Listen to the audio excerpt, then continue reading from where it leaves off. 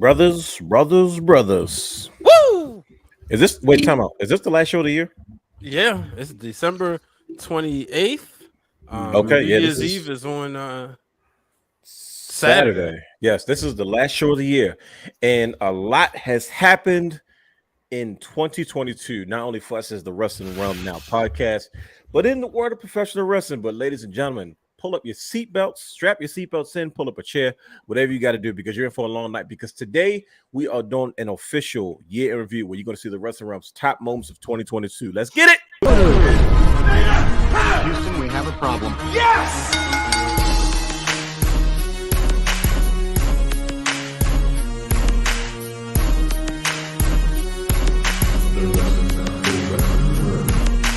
What you gonna do? What you gonna do? What you gonna do? What you gonna do? What you gonna do? What you gonna do? What you gonna do? What you gonna do? Oh yeah.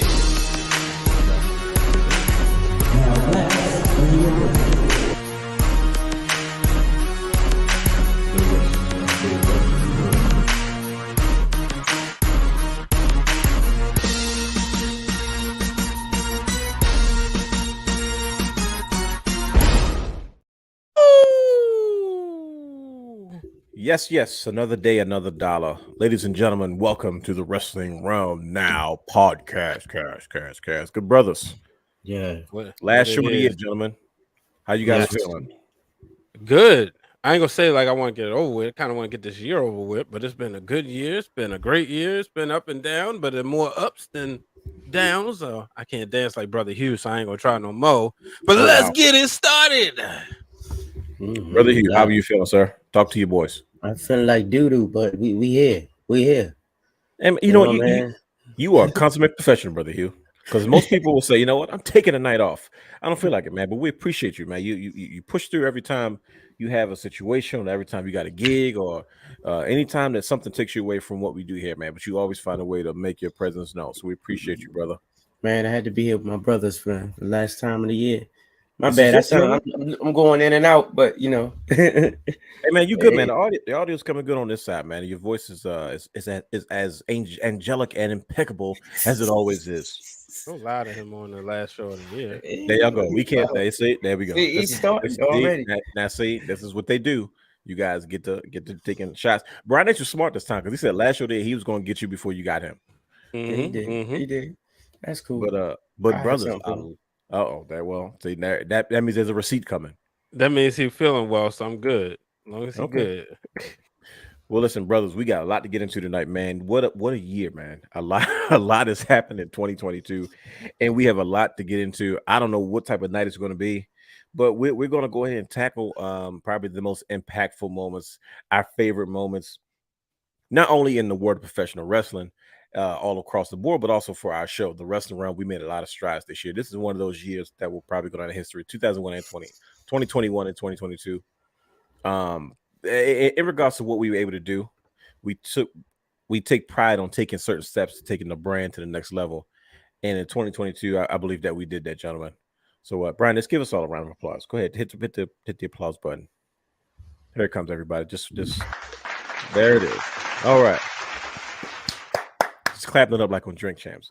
But with that being said, let me just jump right into logistics because, like I said, it's going to be one of those long shows. So, ladies and gentlemen, I hope you are ready to sit back and relax and review some of the greatest moments that have happened this year. But first, welcome to the Wrestling Wrealm Now podcast, where we take a deeper dive into the world of professional wrestling.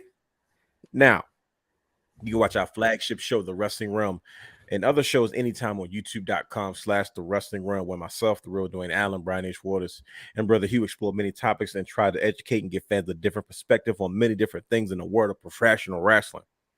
I am your host, the realist himself, the real Dwayne Allen. He is your host, Brian H. Waters, the Jack Daddy himself. He is your host, Brother Hugh has the third H to the A to the S, T to the H to the E, 3 to the R to the D. It never gets old. Follow us on all social media platforms, including Instagram, Twitter, Facebook at Wrestling Wrealm 2Ws. Like and subscribe and engage in the conversation with us. You can also stream and download all of our audio content on Anchor, Apple Podcasts, Spotify, Google Podcasts. You can watch and subscribe to our Twitch channel at The Wrestling Wrealm. If you want to support the Wrestling Realm and dress as we do, hey, you can support us at shopwrestlingrealm.com. Well, actually, the website is not shopwrestlingrealm.com, but that's just what the flyer says if you're watching. But if you're listening, wrestlingrealm.com, you can get everything Wrestling Realm merchandise that we have available.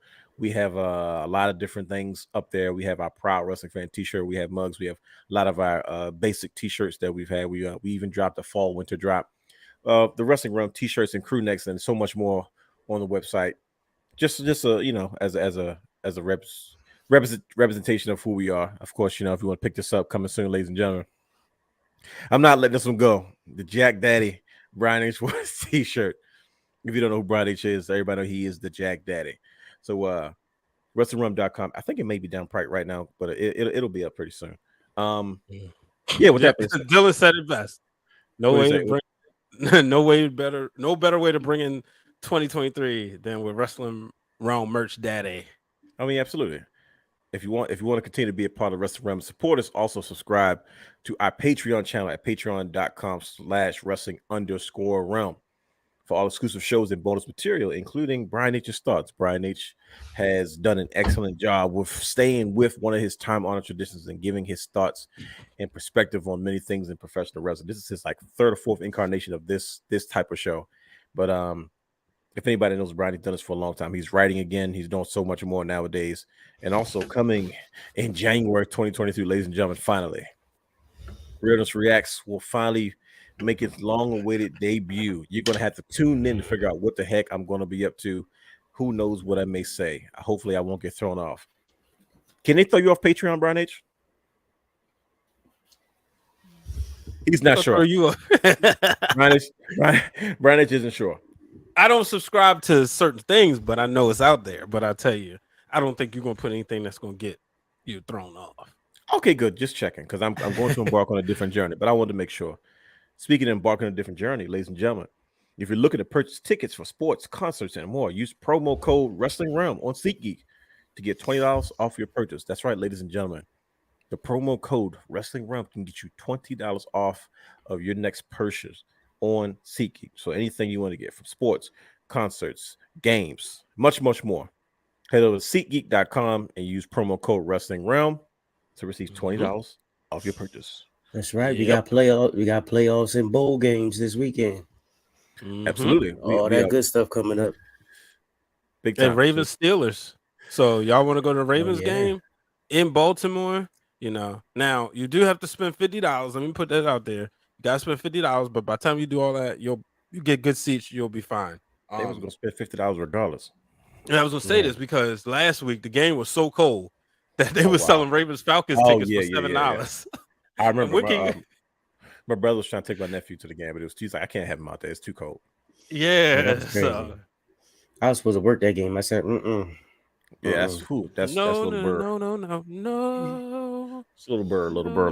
No. Well, gentlemen, I think it's that time. It's time for us to get into the show. Brian, you got some suspense music or something to play in between? Like this is like getting ready for the show sound. Go ahead. Let me see. Let's see what I can cook up. Bro, just play whatever sound you got. He's digging into the playlist. I mean, you want the sounds I got? I ain't load too many on here. Just give us whatever you got. In the meantime, we got Dylan dropping some breaking news. I love the 92 player music. That's why I'm watching WrestleMania 8 right now. 92. I like this better than the WCW or the iconic one that everybody uses. I like this way better. Is that right? Yeah, it just feels good. Realness? Yeah, I'm still here. Shout out to Dylan putting the breaking news in. Dragon Lee signs with WWE. I saw that happen I saw the news come up right before we went on the air. How do you gentlemen feel about that? Dragon Lee making it happen. I think. I said, go ahead. All G's. Triple H always making something happen. Yeah. It'll be interesting because I'm not really sure. Like I heard of him, not like the most familiar with his game per se, but like I've seen, a couple of matches, and obviously he's good. Yeah. I'm wondering, like, so who's going to be the dance partners to maximize what we can get from him? That's what I'm wondering. Oh, trust me, there's plenty. Okay. I think it's plenty. I think it depends on what their plans for him are in regards to Right. NXT or straight to the main roster. I mean, it's not like he needs to go to to NXT, but there's always opportunities to work with guys like that. But Dragon Lee was he was he was synonymous with like Roosh, and especially during those Ring of Honor days where Right. That's where I seen him at the final battle. I want to say 2019. Yeah, I believe it. I believe Dragon Lee is Roosh's brother, actually. He is. Yeah. Yeah. So that's something that's I remember they reminded me a lot of Pentagon and Ray Phoenix in regards to like brothers. Like they've had matches against each other, they had rival, but then I've seen them team together, and it's like, oh yeah, this is going to be big. But to me, it's almost a sign of the times. Dragon Lee signed, like, oh really? So that means him and Andrade and Roosh, they are in close relation to each other. Oh, so I think it's only a matter of time before we see a bit of a Latin American reunion jumping off. But I was a little afraid because it doesn't seem like the WWE know how to handle like big name Mexican stars or Latino stars. How so? After like Eddie Guerrero, and then like for instance, you had Kalisto. He had a nice little run with the U.S. title, whatnot. He had a solid run for a smaller guy. He was on pace to be the next Rey Mysterio. Maybe not like in terms of impact and popularity, but like as far as like the Lex Lucha Libre star that was considered just a regular guy, not like, oh, you're the cruiserweight guy, so go have a cruiserweight match. Like he was the United States Championship. He was the United States champion. But you got to also remember, brother, this is Vince McMahon's playground. This is a different ball game. I was just about to say that different ball game, and you have different people to play against. So it's like, hey, we'll see. I think that field is really, really big, especially with guys like Legado del Fantasma, Santos Escobar, and I think I if I was a bet man, I would say Andrade is back on his way, and there's quite a few places to go, and I do agree with you. WWE usually has never done a great job of showcasing smaller talent, but also Triple H wasn't in charge. Like we had the Cruiserweight Classic, and then we got a 205 live show that they were told they couldn't do certain things. So it's like, well, now it's tainted because the cruiserweight style is kind of unhinged. Right. There's a lot of flash and pizzazz and excitement in those matches. And it's like if you got a bunch of smaller guys, you're telling, hey, don't do that because you historically know that people will. It's tough that what you're trying to sell people has to follow that type of excitement in the ring. Hey, you can't do that. That's why the Cruiserweight Classic and 205 Live never really connected correctly. It's because what they did in the Classic was all network based. Nobody cared because they wasn't bothering anybody. Put it on national TV and the people get used to that. Now all of a sudden, what are you supposed to do? So talk about it. I'm just saying. But like I said, we'll get to that, man. We have a lot to get to tonight, brothers. 2022, a year in review. Yep. Professional wrestling. Brian H. Yep. What did you think about the year 2022 in terms of professional wrestling overall? I mean, all the way across the board, from indies to women's wrestling to WWE, AEW, Impact, whatever floats your boat. What was your take on this year? You've been a fan your whole life, like since you were in the womb. We know the stories. You were kicking while your mom was watching Hogan. And if people that didn't know that, you know it now. You know what I mean? And here we are in 2022. So you've seen a lot of wrestling. What I did was I gave people your resume so that they need to know how credible your opinion really is. Okay. So that's I put that out there. What did you think of the year 2022 in terms of professional wrestling as a fan? Because a lot happened. We're going to get into the details, but just overall, talk to us. This takes me back to 2001. This was a year as a wrestling fan that you were the voice for so many people. And what I mean is people were coming up to you asking you about news and stuff. That Vince news broke. Everybody who may not have talked to you before or hadn't heard from you, even if you were just a casual wrestling fan and say you like your high school group, people were coming to you like it was true. this is what happened when Vince bought WCW. I can remember being in 9th grade, people asking me like, "Yo, Vince really bought WCW? Is that real? Or is that just a story?" Mhm.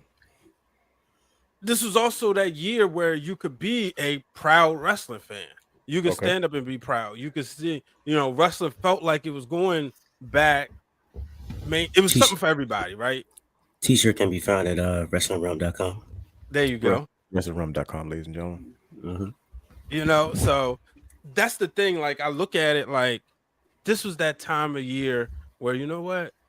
Like I said, you know what? I'm a fan and I'm not ashamed of it. And so I think overall, because so much stuff happened, whether it was the scandals with Vince McMahon or Triple H taking over, and you could get rejuvenated. That's the one word I can say. You could see a lot of people being rejuvenated to saying, all right, you know what? I'm going to watch the product because I know I've been getting the same thing from Vince. Let me just see what it's like. So overall, and then, I mean, we got Stone Cold back. It's so much stuff that's happened. But I think the best way to describe it is wrestling once again took like that authority and a dominant voice. And if you don't believe me, just look at the numbers, the social media tracking numbers of WrestleMania when they said it beat out the Super Bowl.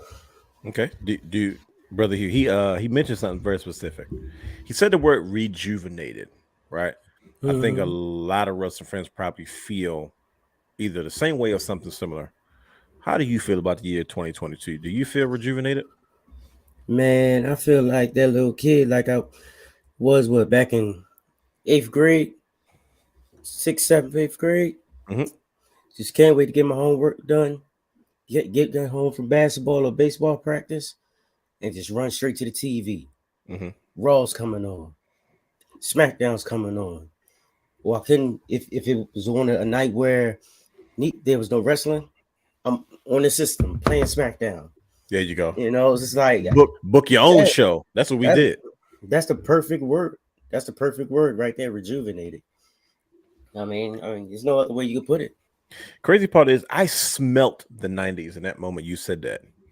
When you said going to baseball practice, like it hit me. Like my grandfather taking me to baseball practice and picking me up, going in the house on like and it was a day where wrestling didn't come on, so you got on Nintendo 64 and you booked your own wrestling. Like that moment. Trust, I identify with what you said, good brother. And I think I can relate. You know what I mean? It's one of those things. 2022 was one of those years that I just never thought. When they say never in this business, this is one of those never say never moments. We saw a lot of things that we didn't think we would see. We saw a regime change. We saw so many things on so many different levels, and I'm just as a fan. Media pressers. You saw people we definitely walk saw. out. We saw media pressers. We saw a lot of heel turns, and and it's just been.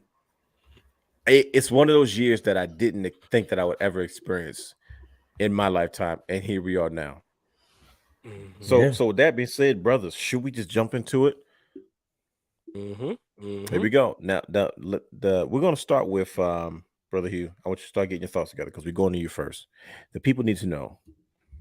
In 2022, we saw the former chairman of the board and CEO, Vincent Kennedy McMahon. We got to get to this fast because last time we had a show about old Vin Man, everything went haywire. Mics dropped out, cameras dropped out. Brother Hugh, are you frozen right now? Or you posting? I think Brother Hugh just see. Oh my gosh, it happened again. There he is. He came back. Bro, you froze. Listen, Brother Hugh, you froze for a second. On purpose. You froze for a second. We were like, and I was like, oh no, it happened again. I'm scared to even touch the topic. Well, that's why it's first we can get it over with. We saw Vincent McMahon. I ain't hear anything y'all said. That's no. Listen, as soon as you said Vince, that's all. Yo, it's crazy, but it's just still glitching. As soon as you said Vince, it started glitching. We saw Vince McMahon retire in 2022. We're not going to get into details as to why, but the reality is it happened, right? What were your initial thoughts as a wrestling fan? No, because in our minds, we thought like everybody else thought. There's no way in the world Vince is ever going to retire. Vince McMahon is going to die on the job, and there's no way he's going to sit there and walk out into the sunset. He was in an unfortunate circumstances where he was forced out. And I say unfortunate, not necessarily because he was forced out, just because under the duress of the circumstances that he had to resign. You know what I mean? And that's including all parties involved. But Vince McMahon retiring, did you ever thought you would see the day, Brother Hugh? No, not at all. First when I first heard the the news, I was thinking like, go ahead and Google this real quick, just to make sure it's legit. Okay, this site has it, that site has it, that source has it, that source has it. All right, it might be real. It might be real. Let me dive a little bit deeper into it. Mm-hmm. Dang, son, it I think it's real.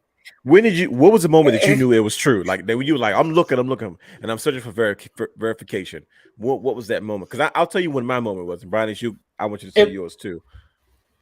I think I knew it. Like after I did a little bit of research, I think I knew it, but it's like I didn't want to believe it.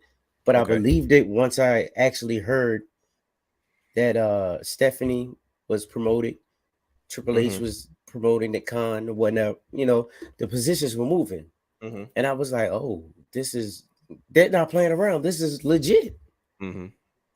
And I just didn't believe. I couldn't believe the fact that I thought it was I thought Vince would still be there, like behind the scenes, just there in some way, shape, or form, but just not in charge, or not publicly in charge. Right, but he's not. He's not there, from what I understand. Sees the company phone, everything. Yeah, everything. So once I figured that out, and like I said, they started naming people to replace, in different positions and whatnot.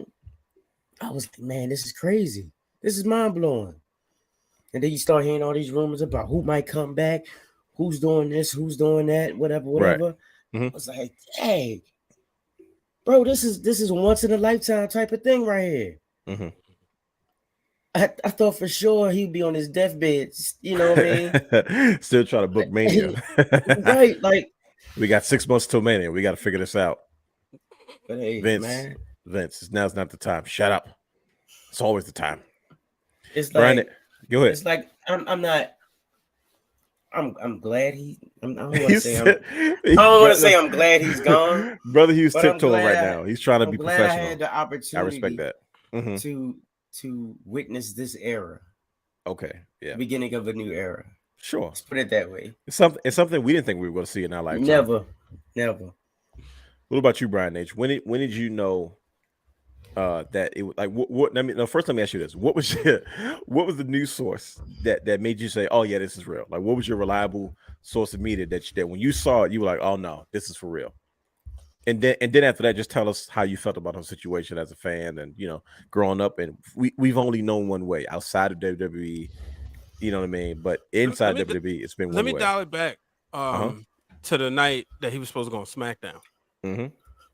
Because if I'm not mistaken, yeah, this was the night he was supposed to go on SmackDown, right? He did go on SmackDown. He got a pop and walked out. He did. And me and Brother Hugh was actually getting ready to get in the car to go to Pennsylvania to see Takeover versus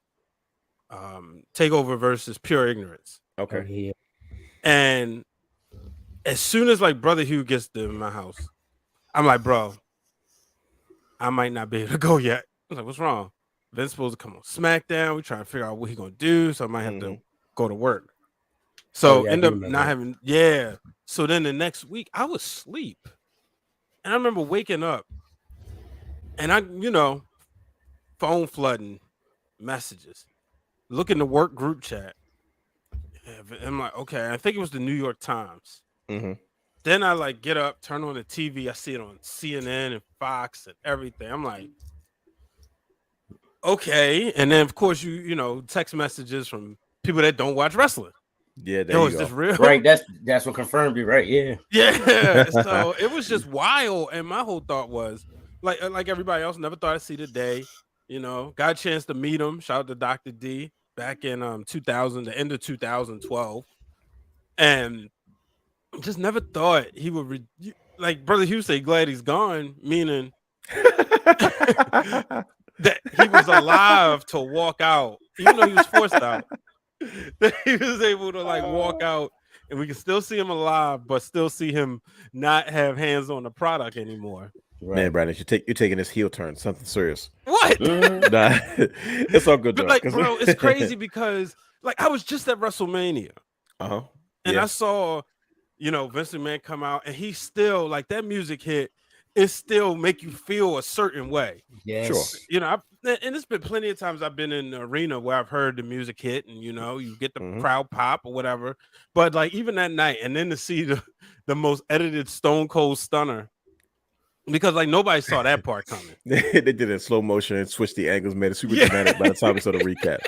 That's how bad it was. And the craziest thing was like Vince McMahon did with the ultimate no. He went out on top because he won his last match against Pat McAfee. I don't think he thought it was going to be his last match. but as bad as he looked, like, because like the way his knees buckled, I was like, bro, don't do this no more, yo. Hey, yo, like, you burning up Vin Man right now. I hope you know that. Like this is what I meant by this heel turn. This really going like taking it seriously. Yo, like you saw it. Buddy. Like it more. wasn't bad. He's in his 70s. Why should he shouldn't be? Yeah, it's like thank you for all the stunners. He thought he had one more left in him. He just fell. He said, "Just oh, damn it, Austin!"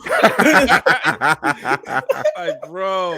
So, but yeah, I mean, thank you, Vince, for all the memories. I never got on the I hate Vince McMahon bandwagon. Nah, but why? I mean, yeah, we're not gonna get into it. But you're right. Let's be real. I said this earlier today.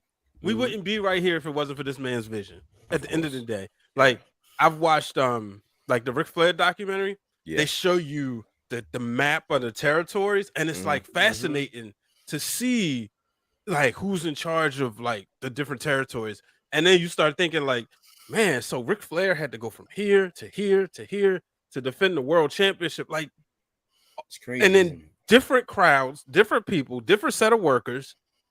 And then Vince McMahon was able to bring all this together and make wrestling into a $1 billion industry that to the point people are getting paid to talk about it. People are getting paid to write about it. So that's what I mean. Like I don't hate the man. But I'm glad he's gone. Enjoy your life. Go out on dates, consensual ones. Okay, we got to move on because we made it. I think we made it 12 minutes. No, 8 minutes. Brian is he's on another one right now. He's just on one right now. He's burning Vince up. He's just tearing him up. He told him just go on dates. He said he run around that young girl at that Triple H's birthday party or Vince's birthday party. Hey, y'all better leave it alone. All right, what's that? We're gonna be off the air. Yeah, I think brother, he's starting to freeze up again. Hold on. All right. Let's move on to the next moment of 2020. I wish he had more like dramatic stuff on here, but I guess we don't. We're just gonna rock with it today. We gotta let the content be as dramatic as it's gonna be for us. With that being said, with Vince retiring, man, we all know who his successor was gonna be. And the almighty Triple H came back. And mind you, Triple H was just returning from, I guess it was a year-long plus of just trying to recover from his episode, his cardiac episode that he had. And, people were happy to see him back, but we were a little disgruntled as wrestling fans because there was a lot of changes that were made that we all felt like probably wouldn't have been made if Triple H was there, or if he had more of a say-so in a lot of things that went down. But man, in a strange twist of events, and strange fortune, as in somebody's unfortunate, Triple H began to be the top guy in WWE. Yep. He was in charge. He got promoted, chief, whatever he was. But everything starts and ends with him in terms of the wrestling, and everything starts and ends with Stephanie and Nick Khan in regards to the business. And one of the biggest things we had like 4 shows straight about Triple H and what we called his Triple H dust. And Triple H did some remarkable things immediately. And one of the biggest things that he did as far as his impact was he brought back a lot of release superstars. So everybody that we blame Nick Khan for firing, and when I found out it really wasn't even his fault, Triple H decided to go. Half of them were NXT kids, and half of them were talent that he just naturally believed in. And I think so many wrestling fans kind of felt his presence early on And that alone has given us so many moments up until this point that we're still benefiting from today, including as of this recording, Dragon Lee signing with the WWE. But Brother Hugh, Triple H bringing back all these released superstars, making an immediate impact. What were your thoughts when, first of all, when Triple H obviously was set to take over, especially with his past running NXT, taking developmental, creating a third brand from it, and then him bringing back a lot of the released superstars that we were under the impression that WWE couldn't afford in the first place? I was excited, Mhm. honestly, because it really felt like now we're going to get a chance to see what these stars are really made of. Mhm. Because you know how it was under Vince. You know, Yeah, I hate to Vince, keep going. I hate to keep going back to it, but it was let's be Vince's real. way of the highway. Yeah, like I just His felt vision like, versus everybody else's. I mean, I've never met Triple H like personally, but it's like just hearing the stories and just looking at the way he operates. It just seems like he's that type of guy that's like, look, all right, I'm gonna give you the opportunity. You do what you want to do with it. I'm gonna do what you got to do with it. And He because he told that to Swerve Strickland, and he wasn't happy. Whose fault? Whose fault is it? Is it Swerve Strickland's or Triple H's fault? it swerves. Okay, because Swerve swears like I wouldn't give him the opportunity. They gave me a bunch of lip service, told me what they told everybody else.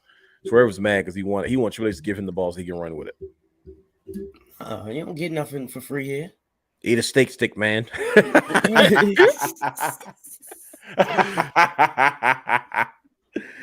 Oh boy. I'm not going to get that. Triple H, I think one of the everybody, if there was no better way to kind of let your impact be known is to bring back a lot of the release superstars that Vince didn't that Vince cut in the first place. But one of the things that we all really expected was he brought back a lot of superstars that were game changers because there's a vision. Immediately everything changed. Immediately developmental began to go global, which I think is a cheaper option at this point because you say, well, how do you expand globally? Okay, you got to go in these places and you develop talent. So then there was a plan of expansion in regards to NXT and developmental. Immediately, he felt the need to really bring talent back, and I'm like, why is he overloading on talent again? This is like 2016 all over again. Mm-hmm.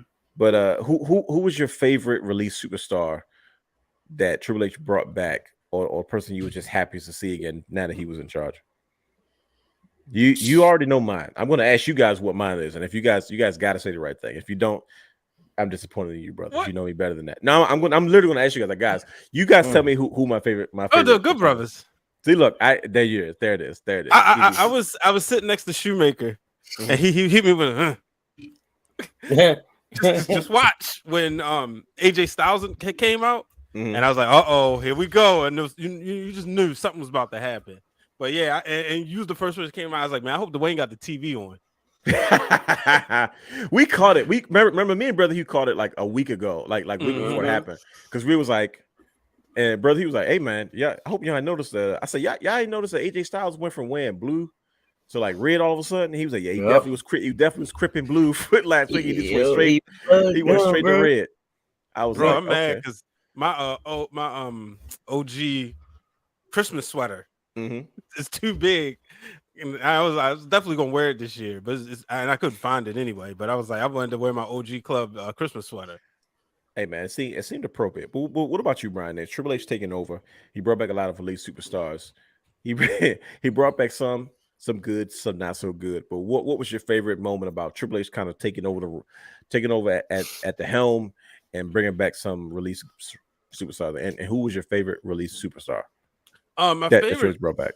Yeah, my favorite. I'll start with my favorite thing about him taking over is just the evolution and it's just War Games easily. The fact War Games. Right, we got to see that on the main roster.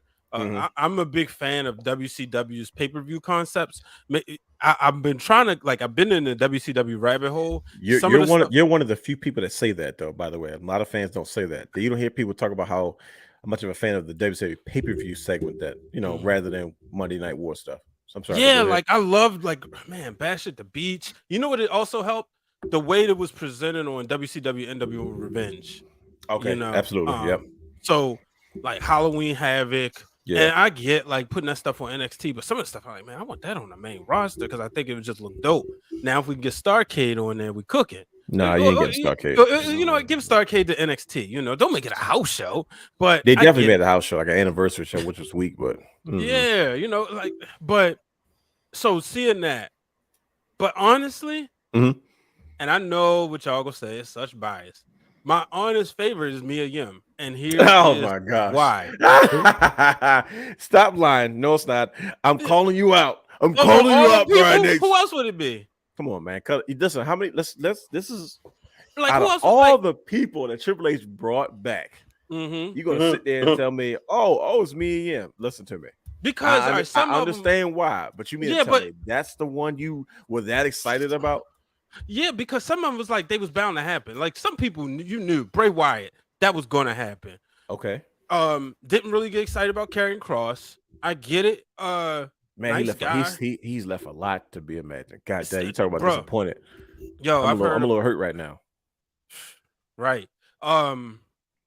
You know, Dexter Lumis didn't care about him, but I'm loving what he's doing. Okay. So, and you know, Dakota Kai and Io Sky, like that was cool, and I was happy, but it wasn't like that was who I was looking forward to. And the reason why I Okay. said Mia Yim because one, I was disappointed that when she got put on the main roster, Mm-hmm. I'm not talking about them. When she got put on the main roster, I was like, really? Come on, like Retribution and all that stuff, right? And I always like, man, just let Mia Yim be Mia Yim. I What felt was what was the reckoning? What was the retribution name? yeah, Reckoning. And so it was reckoning. Okay, I thought I was Yeah. tripping. Go ahead. But even when she was on NXT, after a while, like when it felt like she was starting to finally get her footing, Sure. and then boom, she get moved to the main roster. It's like, all right, this is cool.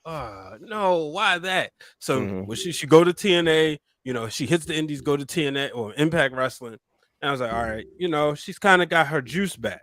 Uh-huh. Then she hits the main, comes back. So I'm excited because no, I don't want to see her in like a huge spot, but this like right here, let her ease back in. So that's the reason why, you know, she's been my favorite for outside of personal reasons. But yeah, so when I look at everybody, that's why she's my favorite. That makes sense, though. I'm glad you explained that because now at least the world knows directly from why you your history. Because you know people that you guys are way back. You guys have worked together before, so that's why I was giving you a hard time Mhm. about it. For those that may not have known that, but Yeah, when she fell asleep in the back of the car driving to WrestleMania, in the first WrestleCon. wow, I'm not gonna. Do you remember when she used to come out with what was Prince? Was it the Kingdom? Was it Prince? Yep, Prince Nana. Prince Nana. Nana's his. yeah. I just Nana. saw him a few months ago back at shoot, it was a promotion in Super Crazy just say that. Wrestling. You did just say that, yeah. And we used to go nuts when he heard his music. Not even for anybody else. Everybody was like this, like, yes, here it comes, the embassy. Mhm. The embassy was coming out, and I remember we used to go because it was two ladies that you knew you was gonna guarantee a seat at entertainment. It was Mia Yim and it was Maria Kanellis. Yep.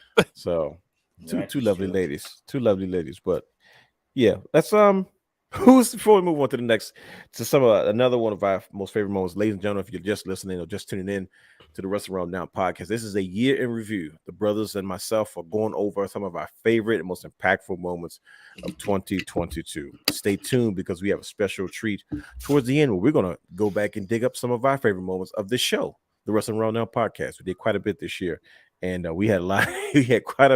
we had quite a few moments that we enjoyed. But let's before we move on, real quick, Brian H., who is the most disappointing return that Triple H has brought back? It's only one answer, but I want to hear what you had to say. Karrion Kross. Oh, I'm not saying Karrion Kross. At least he looks like $1 million. He just can't. The bell has to ring. That's just like That's dude. I was gonna say Gargano.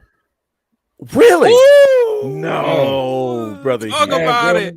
No. Okay, I want to hear this. Just because right now I don't know what's going on with him. He doing Listen this to me. goofy little I feel you, bro. yeah, playing around with Miz and this and that. Nah, bro. We didn't bring you back for this. We brought you back to put that work in to be DB 2.0. And you know the crazy part is, I don't disagree with you because I was thinking the same thing. I was like, bro, come on, I get I know you like having fun, but yeah, like you came in with such momentum. We want to start kicking heads off because that's what Daniel Bryan's like. I want to kick people's heads off. The same way Daniel Bryan debuted in AEW. It was the same way we was expecting kind of Johnny Gargano, kind of his, especially with his moveset. Listen, brother Hugh, I don't disagree with you. He has the biggest amount of star power out of everybody that's brought back. Everybody was watching to see what Johnny G was going to do. Johnny Gargano, I mean, man. Listen, I feel you on that, but there's something worse than that. Worse than Johnny Gargano, the biggest disappointment. Y'all ready for it? Should I say it? Freaking Hit Row. No, get out of here. I think they're going back to NXT. Did somebody get hurt in that group? Big boy. Oh, he was Top Dollar. Did he get hurt? Top Dollar. I think his leg gave. I know his leg gave out during that spot, but I think I'm having a hard time understanding if like he was hurt and working hurt in that tag team match with the Usos, or was he just selling? I'm gonna be honest with you. I actually like Top Dollar. He's the only one in the group that I actually care for. And it's not the talent, it's not the talent of the individuals, it's just the gimmick of Hit Row that I have a problem with. I love Top Dollar. Like I really do. Oh, yeah, I think he's entertaining as heck. But it's like, yo, the hip hop gimmick sometimes it runs dry, man. Like I'm black. I know. I don't need hip hop. I see it every day. I experience it a lot. Do you think they're wrestling too much? Hit Row? You know how the Street Profits didn't start off wrestling all the time? They was doing little stuff backstage. No, because the backstage stuff was phony too. They're corny all around the board. I was about to say, yeah, they are corny. They're corny in the ring, and they're corny outside the ring. Like once again, that's not because of them. It's just the characters of Hit Row. Like, and they take digs that swear like, yeah, we the OG3. I'm like, yeah, that may be true, but now you lacking star power, and they've been getting pushed. They're trying to work with them, but it's like there's something missing.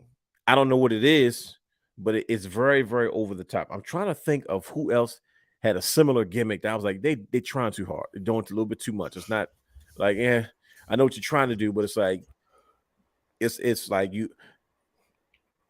It reminds me of Sasha Banks when she was trying to be Sasha Banks. Hey, so how do you feel about Top Dollar's look?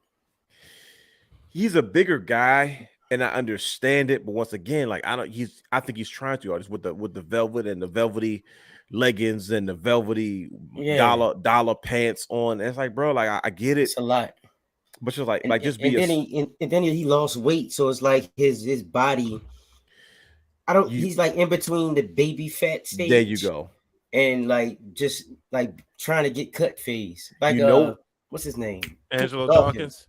Yeah, because Dawkins, he wrestled. My man wrestled without a shirt, and also Pentagon Jr. He don't wrestle with a shirt anymore now. He lost that weight. He was kind of stubby like Kevin Owens for a long time. But they remind me of early on New Day, right? Where they were just like, we know we're here to do, we know what the gimmick is, but they don't know how to work it. Like we don't know how to become it. And I think once they figure that out, they probably need a good heel turn because just then beat people up. Maybe not beat people up, but they got to do something to piss people off.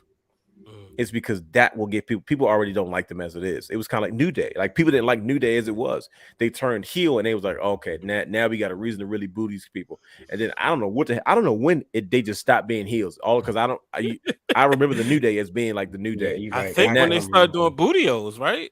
I don't know when it was. They started saying it, and then they did. That's what it was. They did something. They was trying to piss people off, and everybody liked it. And all of a sudden, I look up. They're like one of the greatest tag teams of all time. Right. They can never be heel ever again.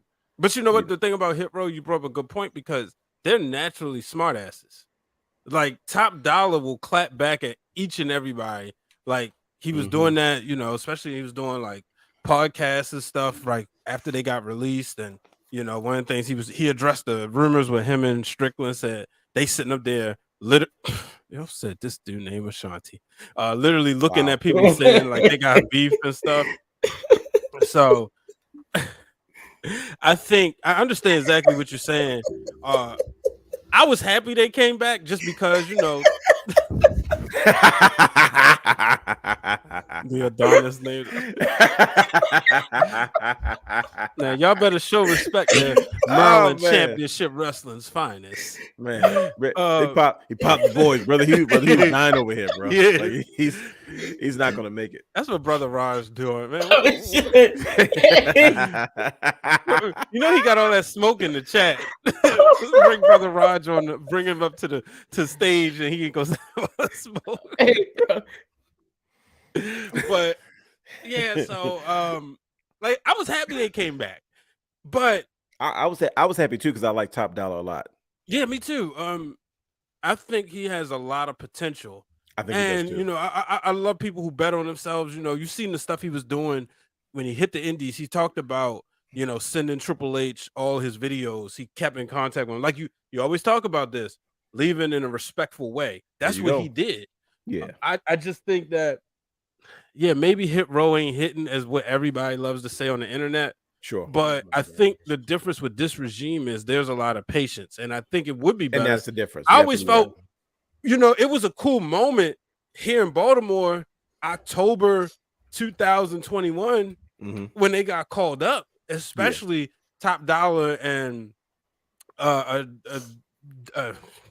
we'll call it Shanti. But, you know, them being, you know, coming up through the waves and around here, I thought it was cool. Like, wow, you know, like Top Dollar said, he went to that arena to watch The Rock, and now he's there. But it was, I felt then it was too soon, you know? Yeah, I just, you know, I felt Strickland was better without him too, personally.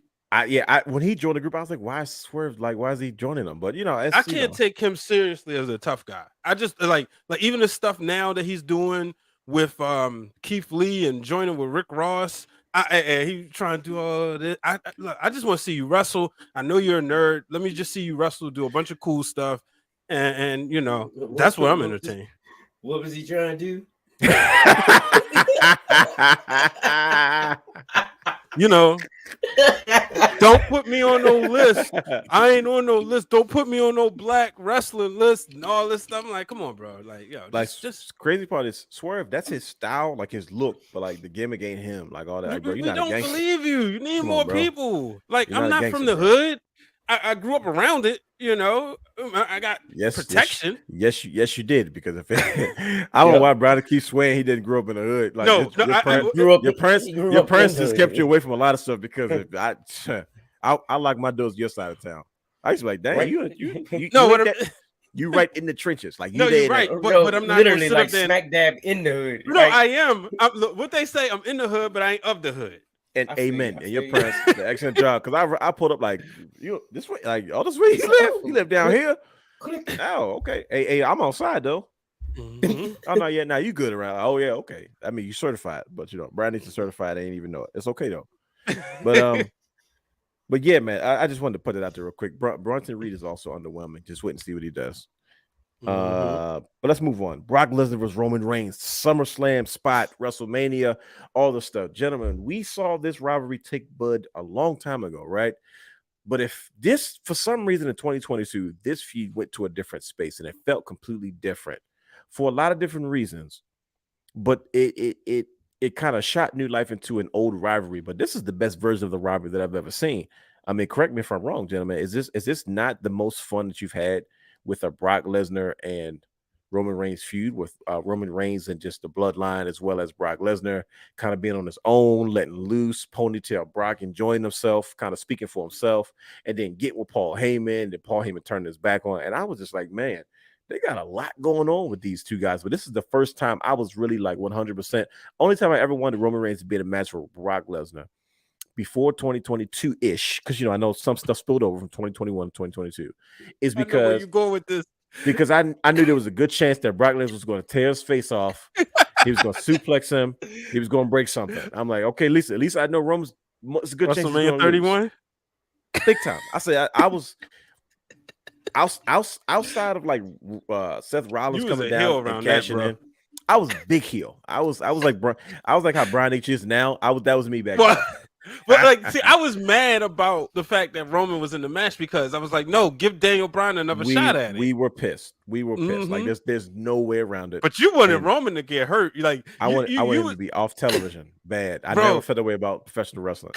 They And he hurt was a that good man's guy. feelings at Hall of Fame, though. Remember the night before when they They did the burnt Hall him of out. Fame and they booed him, and it was just like, bro, come on now. He was supposed to be, and Brock Lesnar was supposed to be the bad guy. Remember, Brock Lesnar was supposed to be a heel. They tried it, it didn't work because they just people started to love him destroying people. But in 2022, and I particularly put the SummerSlam match is because out of everything that we saw between Brock Lesnar and Roman Reigns, this is something that we've never seen before.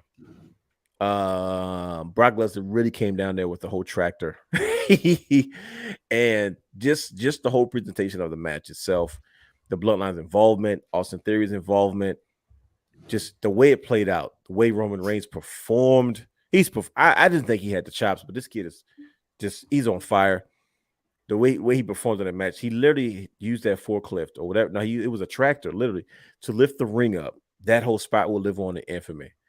I've always felt like you got to do something to kind of keep the fans excited about professional wrestling. And it's hard to because there isn't much that a lot of us older fans haven't seen already. But it's moments like this that kind of solidify your company. I think it's moments like this that AEW doesn't have, that Impact never really had. And a lot of other promotions don't have these special moments.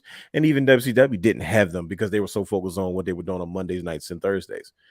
But WWE has done a great job that just year after year after year finding new superstars to give us these moments. And I mean, brothers, correct me if I'm wrong. Did you guys not have fun watching Brock Lesnar and Roman Reigns in their many facets in 2022?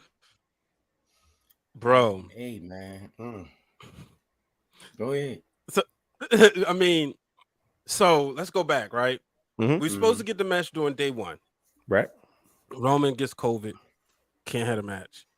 The moment at Royal Rumble when Roman cost Brock the WWE Championship against Lashley, I was happy. I was like, you know what? I know people go say, "Yeah, Lashley could have beat him. They didn't beat him fair." Like, look, I'm getting a black WWE champion, and I'm still getting Roman coming at Brock Lesnar. Oh, by the way, Paul Heyman just made the dastardly turn.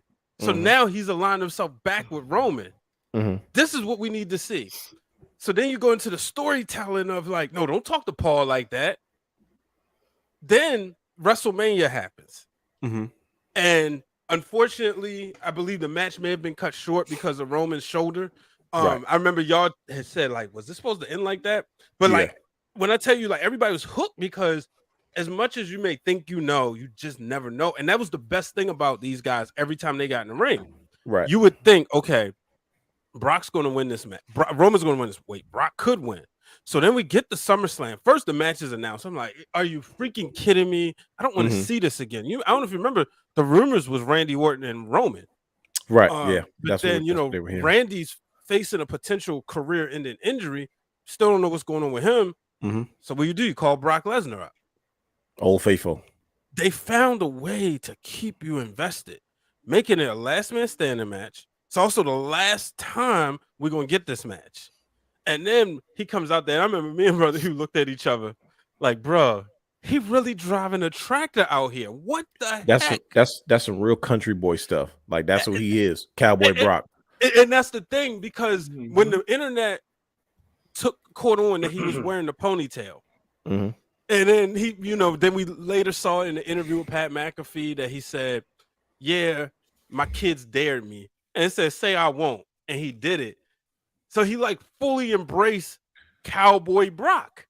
And this has been the best variation because he's showing that he's a sports entertainer. Absolutely. And he said it in that interview, I believe, like, yeah, sure, you can go out there and do wrestling moves, but I'm here to make money. And that's what he's been doing. And he solidified that you're going to have Hogan Andre or Hogan Savage, whichever way you want to go. Well, you say Hogan Savage because Hogan will say that's what he made the most money with. Sure. Bret Shawn, Rock Austin, John Cena, Randy Orton, Roman Reigns, Brock Lesnar. Like, who's a better rivalry for Brock Lesnar? It would have been Kurt Angle, but when you think about it, it was short.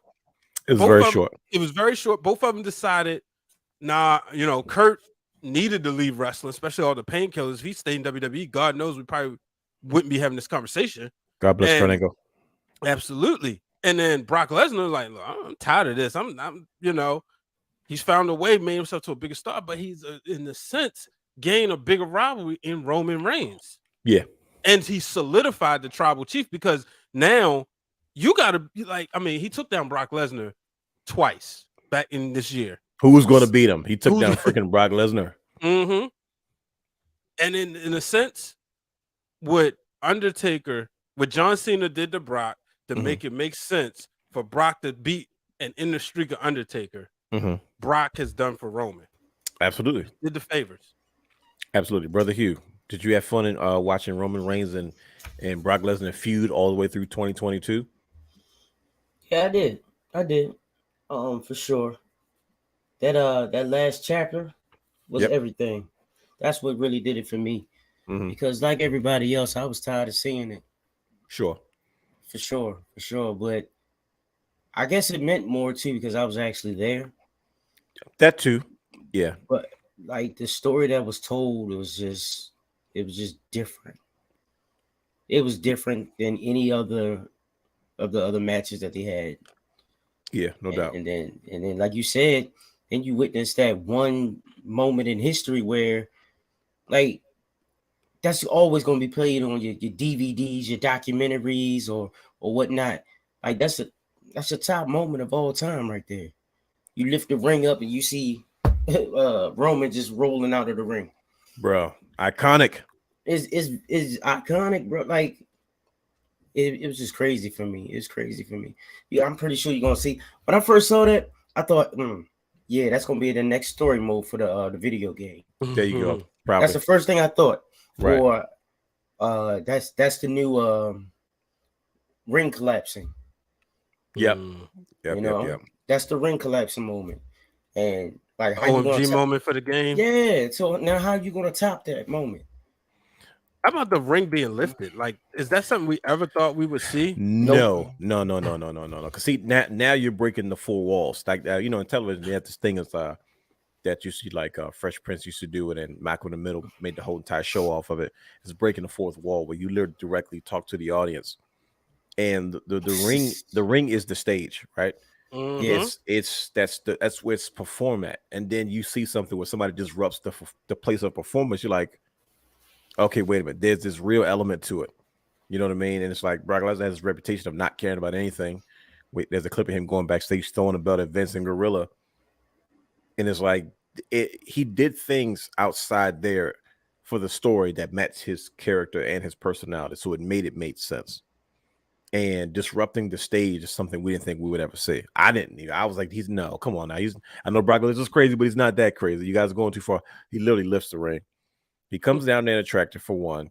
He's on top of the tractor, throws the microphone. Roman kept that in that famous spot. He lifts this tractor up. Roman Reigns looks like he's about to fall off a ship into the water. And then the way Brock Lesnar lost, like they literally had to like put tables and chairs. They had to do all these things just to stop Brock Lesnar. And I'm like, man, that's how you look strong even in a loss. But Brock Lesnar and Roman Reigns will always live on in the hallowed halls of WWE history. And I'm sure there's probably more to come. I don't think I hope there's not, but yeah. I'm telling you, I don't think there's finished business there, but we'll see. Brock Lesnar leaves and comes back and does what he wants to do. But one thing I tell you what we didn't think we were going to see. What's that? I never thought we have a blast from the past from our childhood. You know where I'm going with this. This just past WrestleMania, we saw Stone Cold Steve Austin wrestle Kevin Owens in a no holds barred match. I believe it was no holds barred match against Kevin Owens, where we got not a regular singles match. Not a regular singles match. Of course, it's got to be no holds barred. Where we saw one of our childhood favorites kind of take that stage in front of WrestleMania once again. And he is still as popular and probably more popular because all those kids that didn't experience what we experienced have been watching him on YouTube and the network anyway. Got a chance to experience Stone Cold Steve Austin live one last time on one of the biggest stages of all time in WrestleMania history. And he put on one heck of a performance with Kevin Owens. Never thought I would see the day. Stone Cold Steve Austin. We heard about years of his neck issues, years of his back issues, but Stone Cold is in a much better place physically and mentally, and I believe so spiritually. He's doing a lot. And I didn't think that, when they were teasing about it, we hear rumor, innuendo, you take it for what it is. But to see Stone Cold go out there and beat Stone Cold one last time. Brian, you were there, you were in the building. Mm-hmm. What was that moment like for you as an Attitude Era kid that grew up right in the heart of all that kind of stuff? And then to see, the biggest important element of that era take that stage one more time in 2022 as he takes a sip of his coffee. I'll never forget this moment in my life. From walking from backstage after doing a rush at it. This no offense. I mean, not the humble brag. But this one I realized how good I was at editing audio. Bro, you're a heel. You can say what you want. Sitting in the those halls of Morgan State University, and you know how the time when everybody was partying, and the real Dwayne Allen and I was putting in 8 hours of work editing videos on slow Final Cut. Probably because we didn't have any nice clothes to go to the party, but either way. No, we had that work ethic. That's what with that. Yeah, we had the work ethic. That's right. That's right. But it was like all paying off because when I went out there, I'm like, man, I'm like trying to get out. And this is when you realize like people work there, but they're fans too. Okay. He said Jack Farmer Pop. Yeah, he did. But I wasn't with Jack at the time, but earlier. So I'm seeing Rhea Ripley run out there to be on the floor. I'm seeing the wrestlers and the families and the PR people. And shout out, they was like, man, stand right here. So I'm standing like stage, like right near the photographers. You know how like all the photographers stand on the side in sports? I'm standing right there, bro. And I'm watching Kevin Owens, and they was like, look, we gotta hurry up and get back out there. I was like, the New Day's supposed to be. They're like, nah, that match got canceled. It's going on tomorrow. Oh yeah, I do. I remember that. Yep. Yeah, because of time. And so I'm standing out there, and all of a sudden, Owens is talking. I'm just trying to get my breath together, and I see everybody doing like this. I said, oh, so I guess it's, we got permission. Pull out my phone. Y'all can get one of these too soon on the website, by the way. And all of a sudden, the glass break. Now, mind you, I've been in arenas where I've heard If You Smell What the Rock Is Cooking, where I've heard Time to Play the Game, where I heard Are You Ready? I had never heard the glass break. That right there will send chills. And Austin comes out there, and everybody knows we're getting a match, but they were lowering expectations. They definitely were with that Kevin Owens show. I was pissed. I was like, oh. Well, why are we doing this? But I noticed that Kevin Owens had his boots on. Right. And usually when he has his boots on, that means he's out there for he's out there for business, not just talk. Because usually he comes out in Kevin Owens show. Well, I don't know, it depends, but it's one of those situations.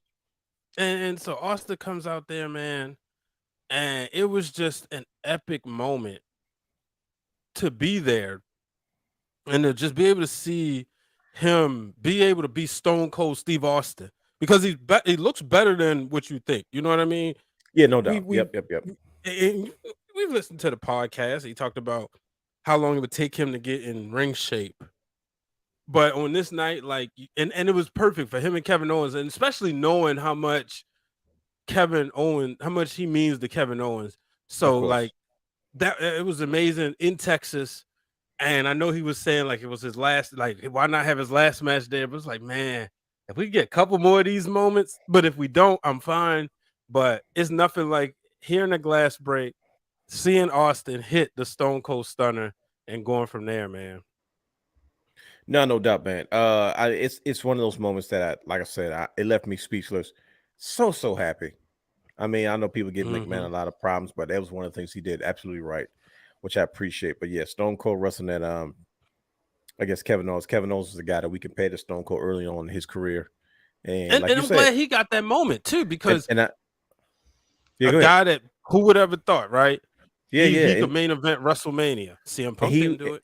No, that was my next joke. I would say he got the spot CM Punk always felt he should have had. But at the end of the day, Kevin Owens has always talked about Austin's influence. Like, man, kid, never shut your mouth. Keep talking. Like that's one of the things.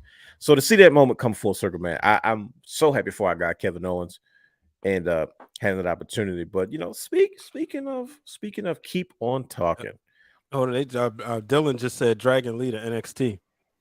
Okay, makes sense. Yeah, He'll be that he'll makes be huge. He'll be huge in NXT. That's a good move for him. Shout out to Justin. Justin said, Brian H, fill your coffee up. And he keeps Uh-oh. calling me Hollywood. He said, Phil, this he said earlier at the fan club. We went about 2.5 hours, fan club and sound off collision. He's like, go refill your coffee before you get started on the realm. I'll be there soon. That had to re-energize. Man, talk about keep on talking. Ladies and gentlemen, we're going to take the shift across the street, as Brian used to say back in the day. And what do you like? What do you mean we're about across the street? Brian H, as a kid, used to be under the impression that when guys used to jump shit from company to company, one would leave one side, go across the street to the other company. So that's what we're doing. We're going to leave WWE, and we're going to go across the street to AEW. I thought I'm laughing because, as you said that in timing, right? Ric Flair is getting ready to defend the WWF Championship against Macho Man Randy Savage at WrestleMania 8. Yeah. Ric Flair is the reason why I think of that, because it was look at it. At the time in 91. I remember being in my grandmother's room on the floor looking at that floor model television when Ric Flair appeared on WWF TV, and then all of a sudden earlier that day, I think I had saw Ravishing Rick Rude on WCW. So I thought they like crossed each other, shook hands, and was like, all right, I'm going over here, you going over there. I was just telling the story the other day. See, the timing is perfect. But brothers, man, we don't talk a lot about AEW on this show. Not because of any particular bias, but some of the stuff just seems is very lackluster. I think AEW is a great company. I think AEW has a lot of potential.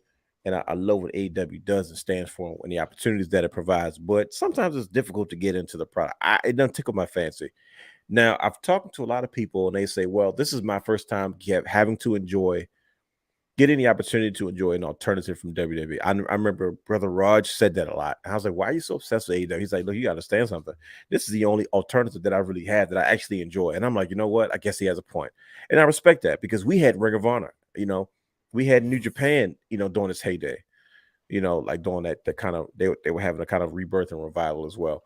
And I remember what that felt like. But because I witnessed that, my expectations for an alternative are kind of high. So, AEW is I struggle to get into it a lot.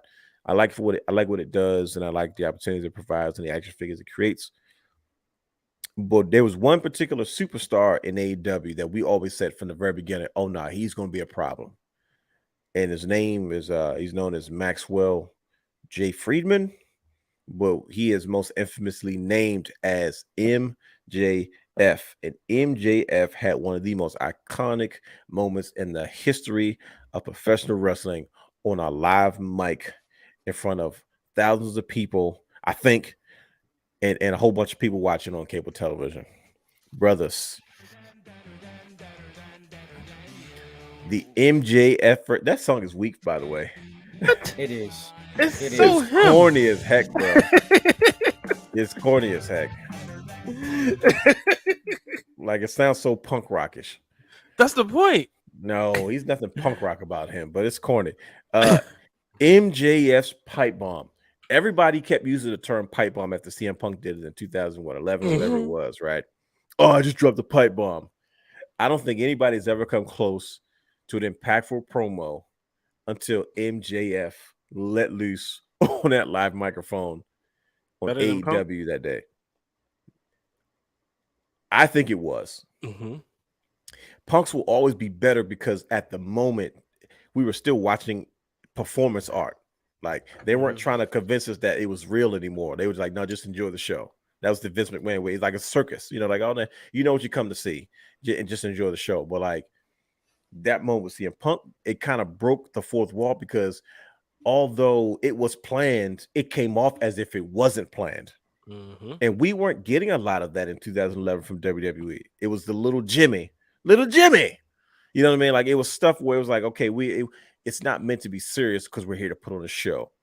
And that what they call the real element, or adding elements to the product where fans, you're constantly keeping them guessing, because ultimately that could keep nosy people having eyes on the product rather than, I watch wrestling because I watch wrestling. Some people watch wrestling because they say, well, shoot, I want to see what happens next. And I'll tell you a prime example.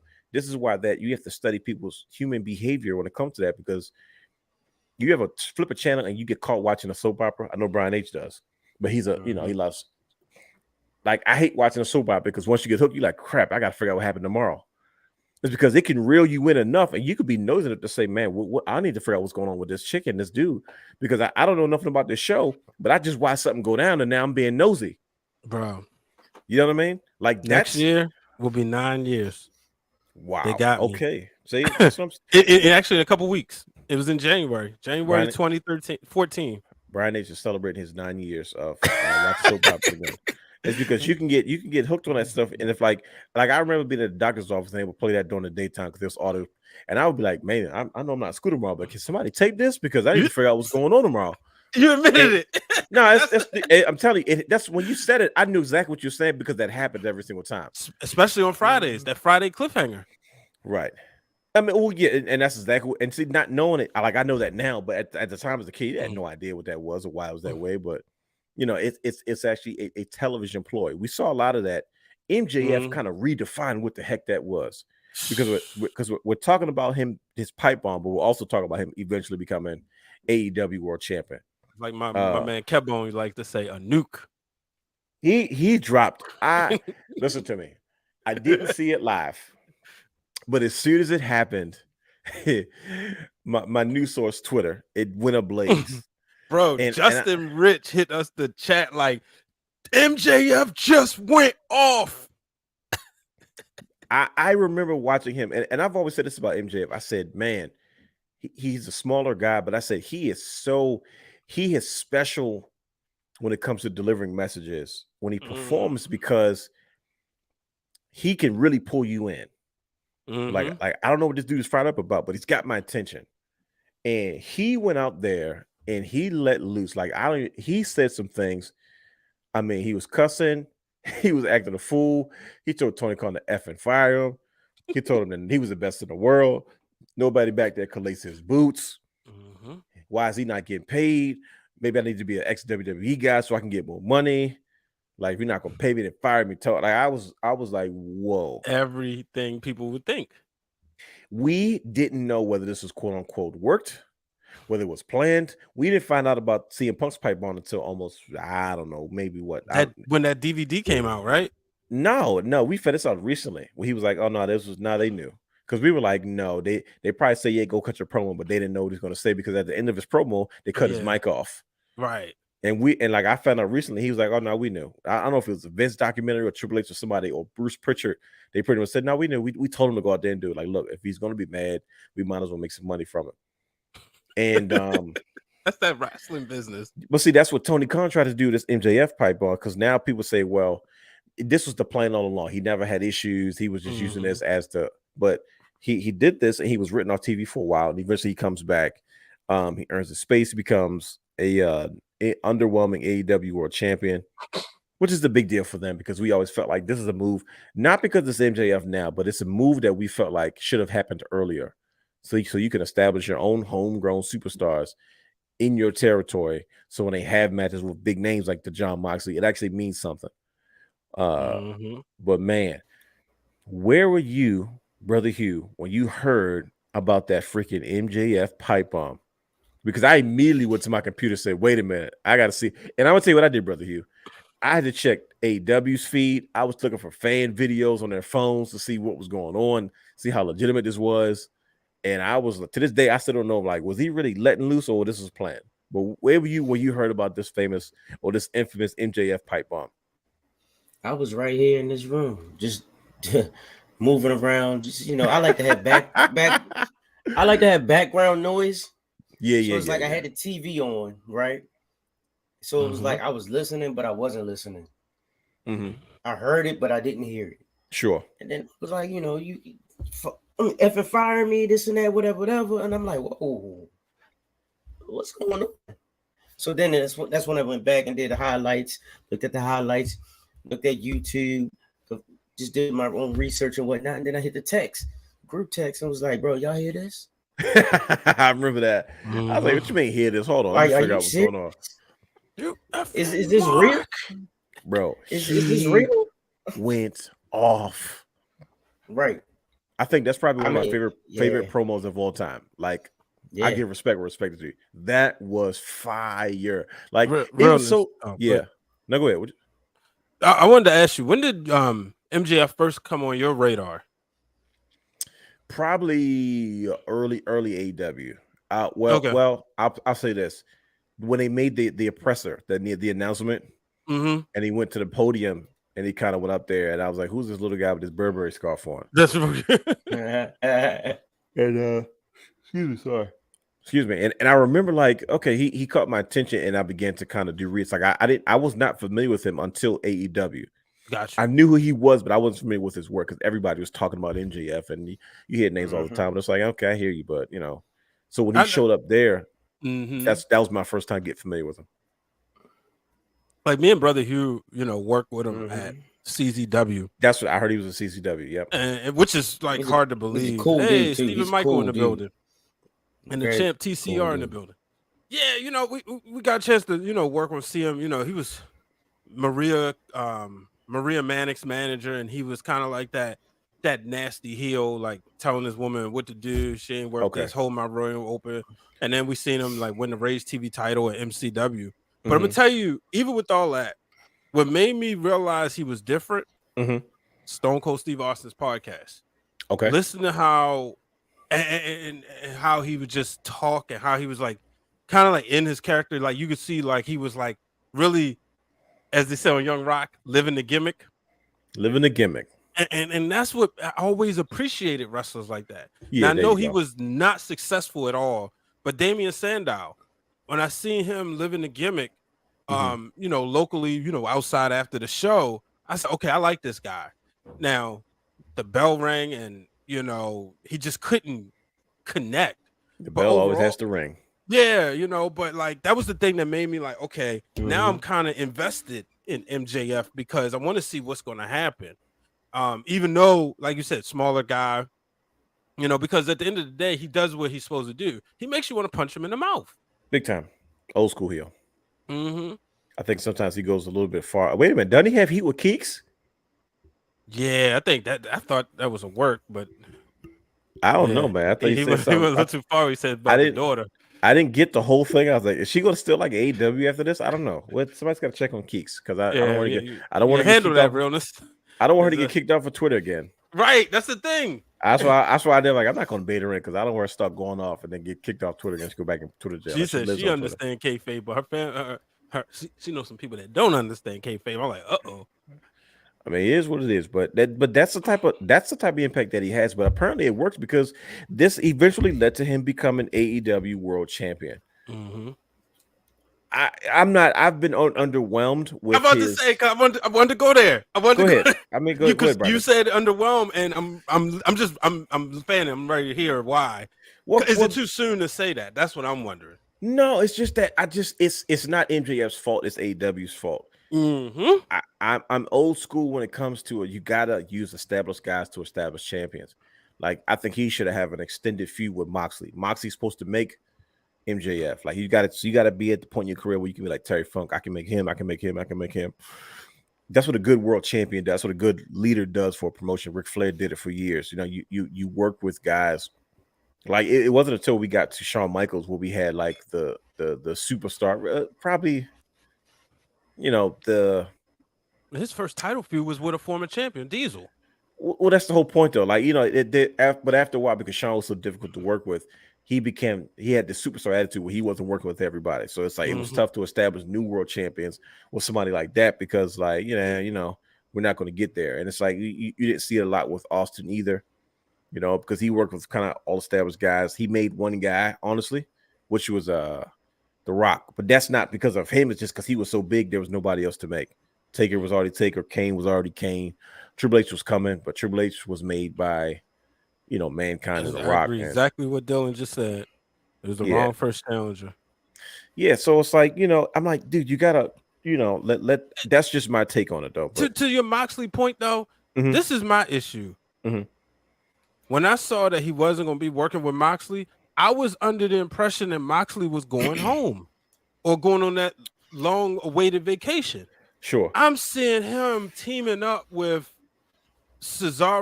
Claudio No, And his they name's still- Cesaro. Don't do that. Cesaro. I don't care And what they he. still what's left of the Combat Club. Mm-hmm. And I'm like, well, waste. why? You could be working with MJF Mm-hmm. as opposed to, because like I'm not impressed by that tag team. No, not at all. So yeah, I don't know. I don't know what they're doing. And then I don't see him. I need to see the champion. I'm sorry, your product isn't that good yet, where you don't have to have your world champion on. Like Roman Reigns. But you don't Exactly. you don't have it. You don't have a Seth Rollins to carry your show. Boom. Like you don't have a Bobby Lashley to close your show out. You know what I mean? Mm-hmm. So you don't have a Gunther or Sheamus to sit there and close your show out. You don't miss, and then you don't have a Bloodline to fill the gaps. You know what I mean? Like we saw it with WCW. Incredible work. I mean, we saw it with WCW. Like when Hogan wasn't around, you had enough guys to fill in the gap. You had Kevin Nash and Conan and the rest of the goons. You didn't have to care about Scott Norton and Brian Adams and stuff like that because you had at least one or two of the main guys there. Mm-hmm. You know what I mean? And but that's just that's what we grew up on. But I guess AEW is trying to change the world. But like we'll stay in that realm because the next point, one of the biggest things, one of the biggest stories of 2022, a year in review here on the Wrestling Wrealm in the world of professional wrestling, was CM Punk gets sent home, aka / the fight versus the Elite. I mean, I hate to keep ragging on AEW, but I was sitting there saying to myself, wait a minute, the Elite just came back.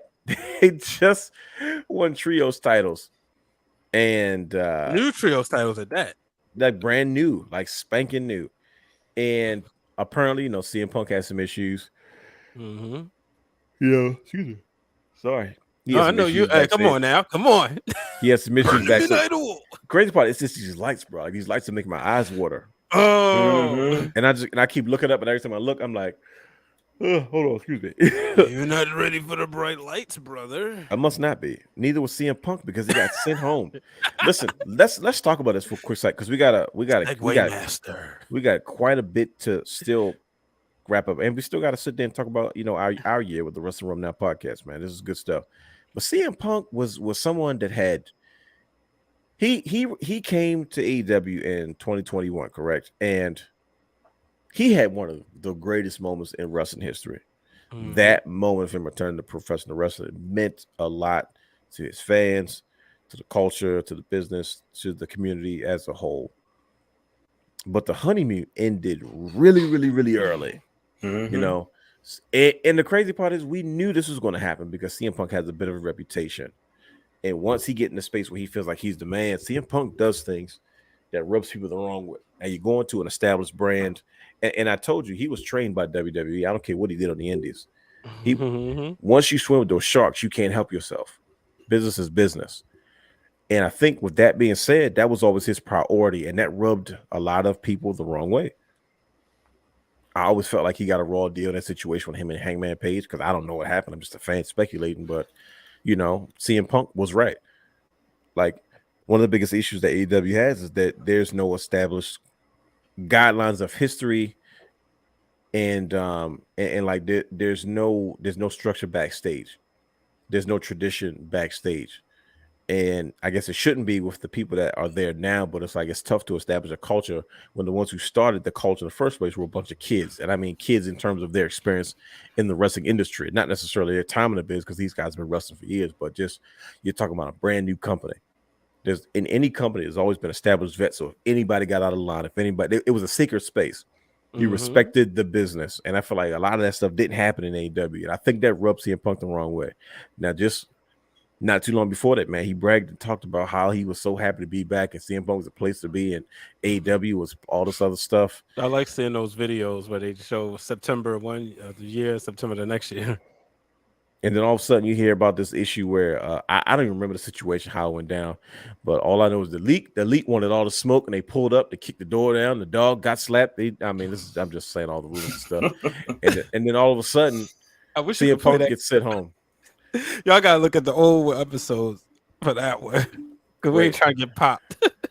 Is that the one that we had on there? We got where you had the South Park. We didn't get popped for this, did we? I thought we did. I thought it was for something. It was something else in. No, it wasn't. It was the breaking news. We can play it. Yeah. ladies and gentlemen, if you're watching this right now, we broke this when it first happened. We showed you live breaking news of the actual footage that took place of CM Punk and the Elite fighting backstage. Let's take a look at it right now, real quick. Here we go.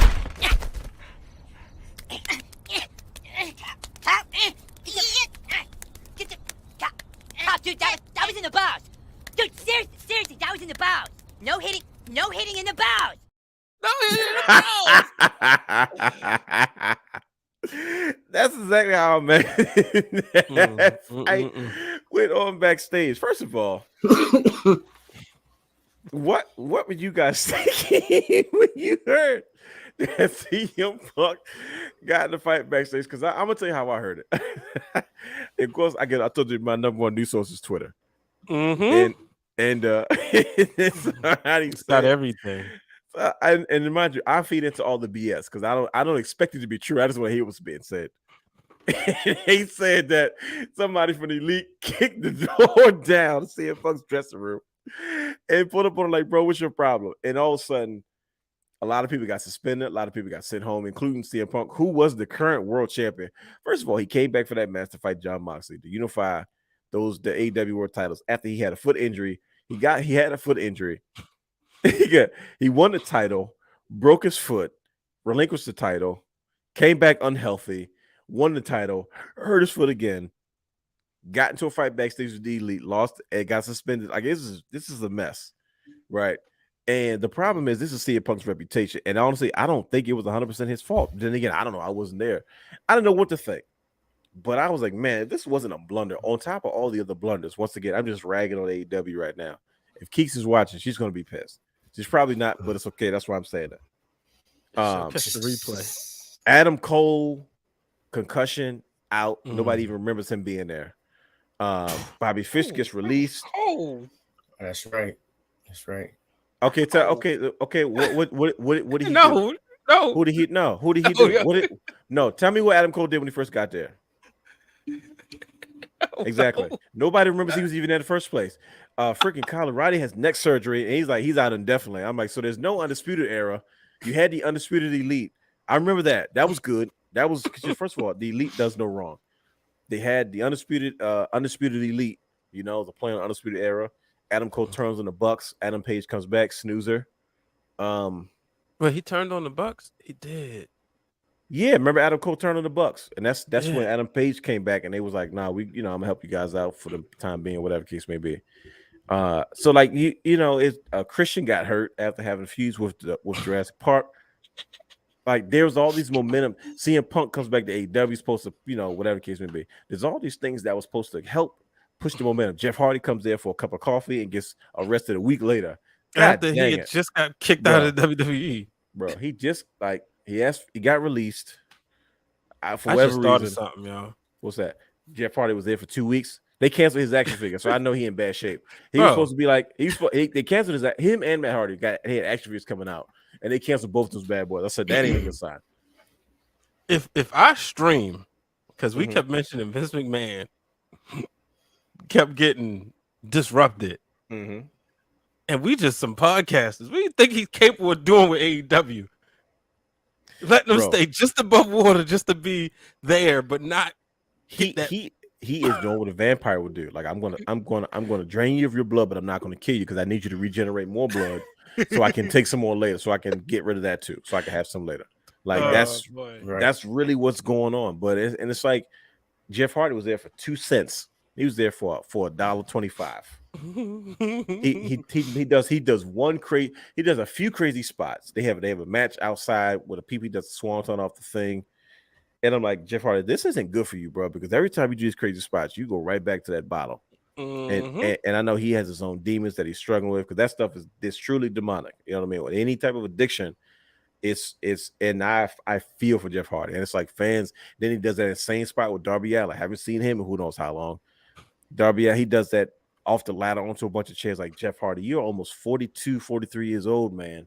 We love you. You don't have to do these things. But ultimately, he was injured, he was hurt, and then before you know it, he gets hit with a wellness policy situation. and we haven't seen Jeff. So there's a string of bad luck going on in AEW, and then the biggest star that was supposed to help elevate your brand, even though he's probably 7 years too late, CM Punk gets sent home. Brian, what can you make of this cluster bleep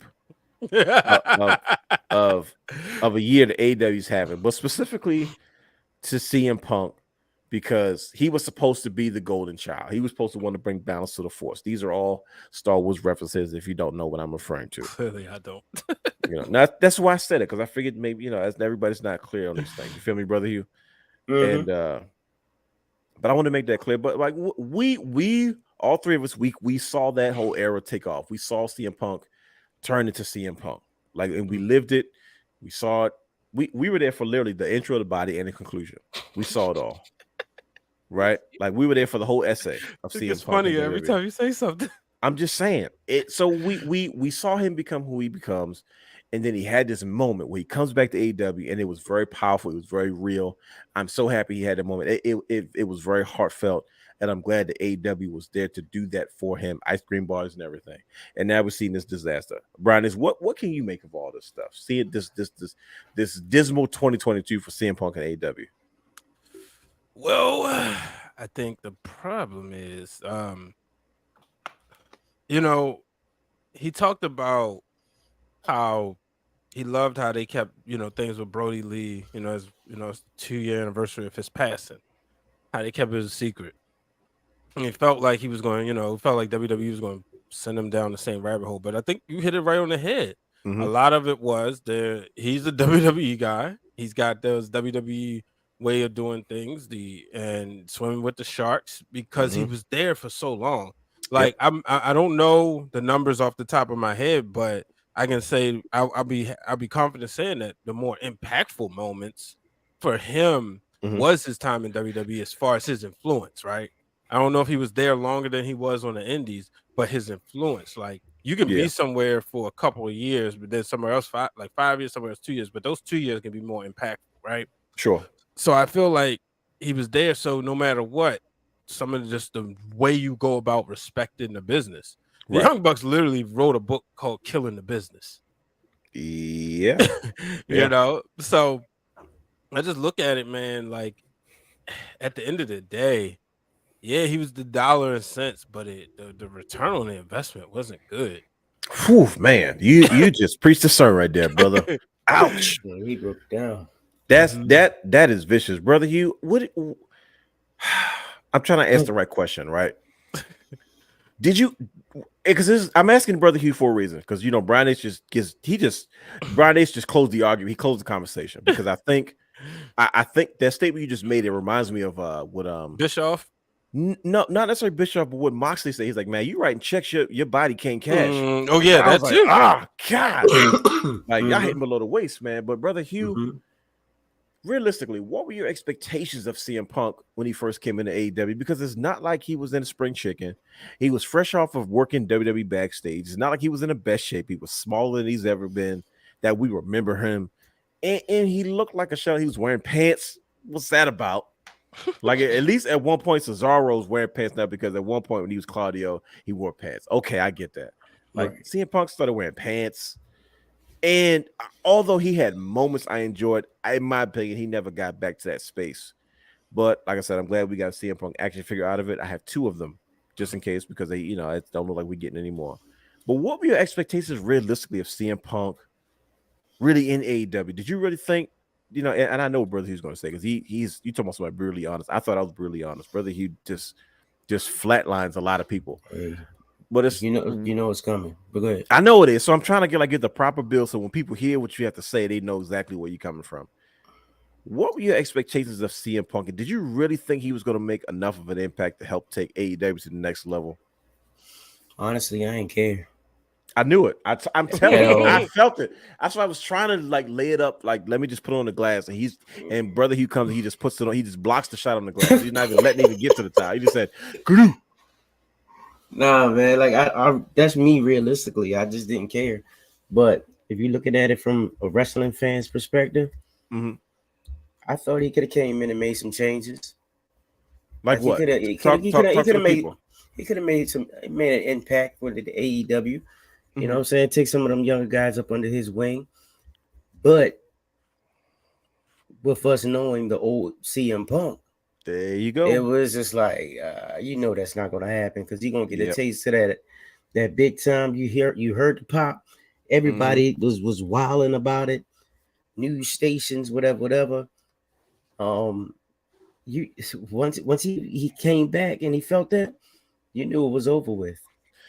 Yeah. He was going to be the top dog. He was going to try to run things his way. You had a soft boss at that time. You know what I'm saying? And he was going to let him do whatever he wanted to do. He was going to give him whatever. That's why they was in Chicago like every day. You know, they still work in Chicago. You can see it right. gone. Like, come on now. So I already knew what it was, but what it could have been, it could have been awesome. Have somebody like a CM Punk. Yeah. Like I said, I've never been a CM Punk guy, but the impact that he's made on wrestling. There you come go. on now. I think him come in, take them guys under his wing, and just really go and push, have the company behind him. Like, come on, man. I think we missed out on CM Punk and Kenny Omega. That could have been one for the ages. Absolutely. Because let that have been let CM Punk had gone to the Tokyo Dome for a weekend. You know what I mean? And worked Wrestle Kingdom and Kenny Omega was still there. It would be talked about around the world. You know what I mean? Mm-hmm. But yeah, man, CM Punk gets sent home. Fight with the Elite. The honeymoon ended quite early. More egg on the face of AEW. I blame the pastries. I blame the pastries too. AEW is probably going through a facelift. They actually what they're doing now is probably what people felt like they should have been doing. Before. But it's one of those things.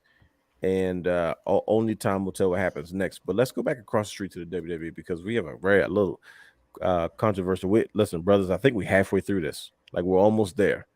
We got a little bit of a controversial topic, and then it was controversial with me because I have no problem going there when it comes to this next one of our most favorite and iconic moments that happened in all of professional wrestling 2020. Brian H is like laughing because he knows I'm like winding up as he's trying to time code everything.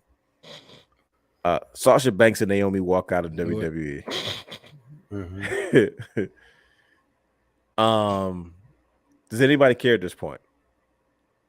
Obviously, always. Okay, Brian H, why? I mean, see, look, this is what I'm saying. First of all, he should have jumped out there because Brian H is trying to like do this like defend women thing, which I respect. But, wow, no, because I knew it. He's fresh off those Wrestling Girls fan club thing. His defend black women thing, yeah, and that's our instinct, like because we're black men and we love black wrestlers, like and we love Sasha and Naomi. But I'm really questioning, like, yo, do fans really care as much as they say that they do? I'm not saying that they don't, and I'm not saying that I don't. I'm saying it happened. Like, I don't care. I'm saying it. I don't care anymore. Okay, now tell me why you don't care. Because it's dragging along, man. Like if they want to come back, they'll come back. Like, you know what I mean? Like they're doing at this point, they're just doing what they want to do. Like, I mean, no shade against them. It's just they was hitting up runways and going to fashion shows and stuff like that. Just let them live. If they want to come back, they'll come back. You know, like has the women's division suffered for them not being there in WWE? Yes, absolutely not. Honestly, no. Exactly. The reason I say that is you got a new Sasha Banks. Bianca Belair is taking over. She's John Cena of women's wrestling. Yeah, right no, nobody care about Sasha Banks no more. You know, WWE. I hate to say it that way. And they don't. Not the WWE audience. No, right. That's what I'm saying. The 25. We are. You know who we are. We're like you said, brother. This is because you tell the truth though. We're the 25%. Right. We of course we care. Nobody cares about nobody cares what we think though. No, not at all. Not at all. And what's the lady's name? Is it Naomi or Naomi? It's Naomi. Because I always thought it was Naomi. Because everybody else out here talking about Naomi. They should make it seem like it's extra African, extra like sounding like an old man uncle right now. Bro, hey, what's her name, by the way? Respect her name, bro. He is Respect her name. He's telling the truth though. You know what I'm saying? And I understand exactly where you're coming from, because it's like it's not. Once again, I'm not saying I feel that way, but I'm saying realistically, I knew Sasha Banks was in trouble a long time ago, and I'm gonna tell you why. It's because Bianca Belair was everything that Sasha Banks tried to be in regards to her gimmick and persona. That's no disrespect to Sasha Banks and everything she's done, but Sasha Banks came up in the era of Triple H not being in charge. You know what I mean? And she had to deal with a lot. And she was like, bro, and she, you know what she found out? As much as she loved this business, she's swimming with the sharks. There you go. You know what I mean?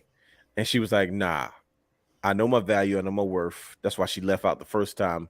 Vince wouldn't release her. He sent her home. She comes back again, and she walks out because she wants those. Like I said, she's going to go down as almost like a martyr for women's wrestling, because she took a stand, and she had no problems saying, you can have the straps, I'm out. I respect that, because you need change. The problem is Triple H took over just not too long after that. You know what I mean? So she had her reasons, and I'm sure there's a lot of reasons that we don't know because we haven't spoken to her personally. But I'm telling you, the WWE is not sweating one bit, because Bianca Belair, they've met their quota with like black women. And they say, well, what do you mean? It can't be more than one black woman. I'm not saying that at all. What I'm telling you is the reality is she's the world champion and she hadn't lost. Like black woman, white woman, Asian woman, it didn't matter. Like it doesn't matter. Nobody else matters right now outside of Bianca Belair. As far as what they care about, we're talking about the WWE. We're talking about the majority audience. We're talking about a commercial appeal, right? She's on the freaking Uber Eats commercials, whatever the case may be. She's doing other competitions. She's not just a wrestling girl. She don't just love wrestling. You know what I mean? She is a box office brand, and she's gorgeous. She fits the mold. She does everything, which is why she can't lose. She's taken out almost 3 out of the 4 horsewomen. I believe so. I think Charlotte's left on that list. Charlotte's left. You know what I mean? And I'm just like, man, she has transcended into the stratosphere. And I said they're not going to care. They're not going to care about Sasha Banks at this point. It doesn't mean they don't want her back, but they're like, dude, as long as we distract the fans with her, we don't need to, they won't focus on that. When CM Punk left WWE, there were chants of CM Punk for years after he left. Yep. I mean, it didn't matter where you was at. That was okay, I don't like what I'm talking about. I don't like what you showing me. CM Punk. See, okay. This match is taking too long. I'm ready to move. I get it. That was the chant that was the wrap-up chant. You know what I mean? Because the fans clamor for that. And that was the main audience. Like whoever's in front of the TV is considered the main audience, not the segment at home. Not us that do these shows all hours of the night talking about it. They don't care nothing about what we think. Because we're the 25%. We're the 25%. We know her value. And we don't know the story behind watching, because honestly, I don't think she's really gone honestly either. I think I think she's working us all. If you ask me, do I think her value is worth it? I do. I really do. But she's living right now, bro. I don't think the WWE is concerned. She's living. Just let her live. So here's the thing. Yeah, look at him. Here you go. Here we go. In 1992, Vince McMahon had a very tough conversation with the man that put millions of dollars in his pocket. Told him it was time for him to go home. It's time to wind this bad boy down. The bottom line is Hulk Hogan, Stone Cold Steve Austin, 2 of the biggest box office draws in wrestling history, and in some ways entertainment history, was told they could go home. And when they went home, they wasn't missed. And what I mean wasn't missed is, was there steps taken back, but the company still moved on. Tom Brady missed a whole year of football. NFL still moved on. I do think people miss Sasha and Naomi, but not to the degree that they're going to say, I'm not watching wrestling no more. I don't think that will ever be the case. It's not there anymore. Yeah. I do think, there was, and there will be certain chants in certain cities of the We Want Sasha chants. Not as much as the CM Punk chants. Right. But there will be, Boston, maybe some parts of Florida, certain segments. Sure. But I think that, I love what they did, because essentially, honestly, it probably increased their worth because, like Triple H says, there's a breakdown in communication, and the way Mhm. I feel is, all right, you go do you, take some time to cool off, go do you, go live your dreams, and we'll come back and talk. I hated the notion that I mean, Rey Mysterio did it. bingo, Came back and got all the respect he needed. Red carpet treatment. How about people forget that Rey Mysterio was on the first All In or the only All In Yep. in the main event, you Yep. know? So I hate the notion of, and I truly do hate this notion that Naomi and Sasha isn't needed because of Bianca, only because I look at them as individuals. They all bring something different to the table. I get what people are saying. I get how corporations going to look at it. I choose not to look at it that way because I don't see them as the same. It's like, but I think that, because like when they was there, they had a purpose. It's not like, okay, Bianca's on top, let's kick Sasha and Naomi to the curb. No, they were tag team champions. That's where the whole argument started in the first place.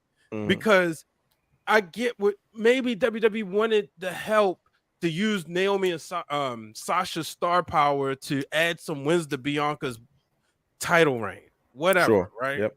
And Ronda Rousey, because I think both of them, the rumor is both of them were supposed to lose to each, right? Maybe to help that, and that's where they had the issues because they wanted to. If we gonna lose, let's lose our tag team titles. Let's build this division, But I think that one always, like I said, I think the company will always move on. I don't think. Yeah, of course, fans do miss both of them, but not to the extent that they'll stop watching wrestling. And that's where I'm with that. They'll miss them, but not to the extent because the company will always go on. Like I said, John Cena. And to Roger's point, now that's the case where I'm moving on. And I've said this time and time again. If Lamar Jackson leaves the Ravens, I have a Lamar Jackson cup that I have not drank out yet. Not drink until he signs contract, and I will move on. I will not be a Ravens fan. But that's what I think. I don't think nobody will ever be that big in the company to the point. If it didn't happen with Austin, like it didn't happen with Hogan, okay. But then Austin, if it didn't happen with him, it ain't gonna happen with nobody. This is why you got to have these debate shows. You ready, brother? I was about to say I was talking from a business perspective though.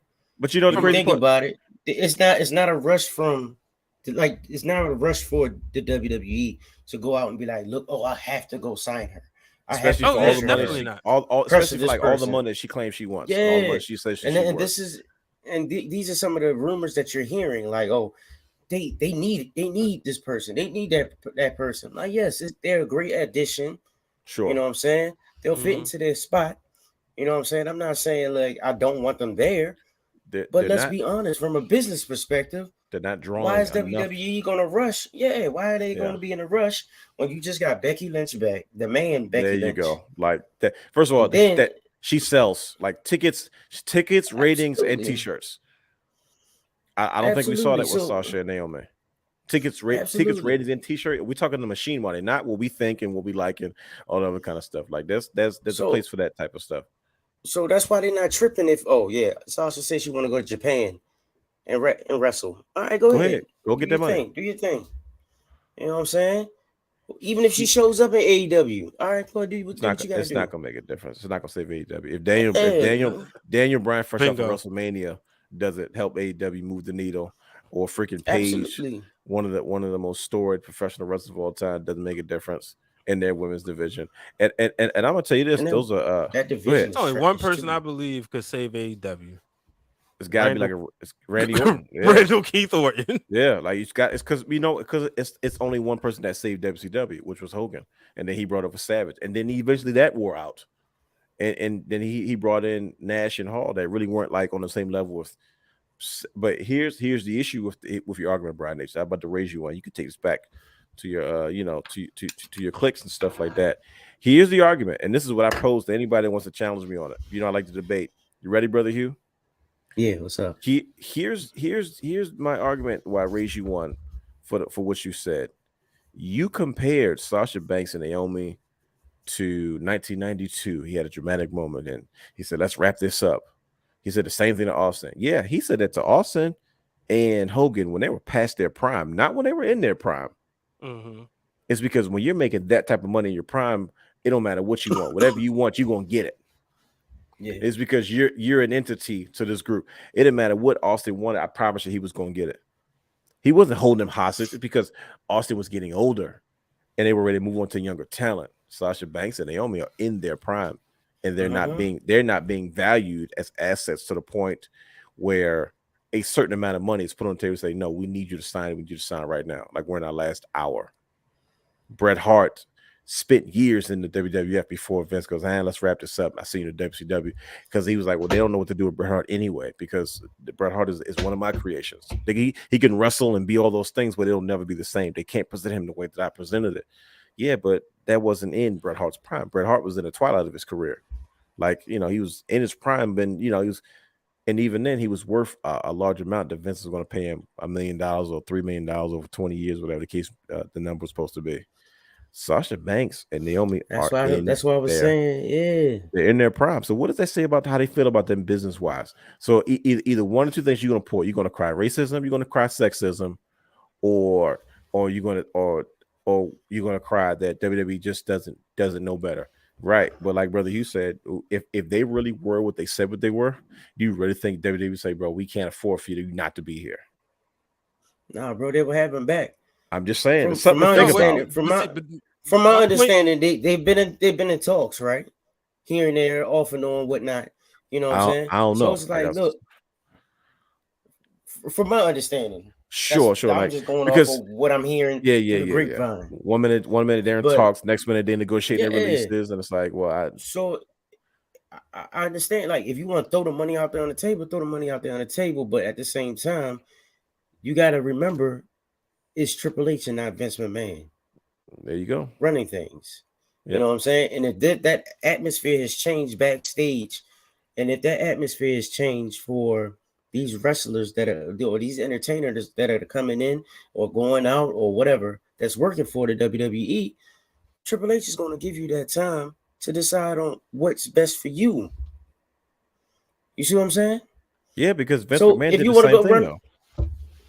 Vince Gage talks. He said, I'm not releasing you. I think I value you that much. Go take some time off, get your head together, and come back and let's play. Like, you feel me? He could have said, all right, well, Vince could have easily said, well, I don't care then. And she said on Austin's podcast, hey, Vince doesn't tell me what to do. I tell Vince what I want to do. And I really believe her. And I believe that may be true. And I think that the drop off in communication with them had nothing to do with Vince. It had nothing to do with Sasha and Naomi. It had everything to do with how funky the process was while Vince was in charge. So naturally, the CEO was responsible for it. You know what I mean?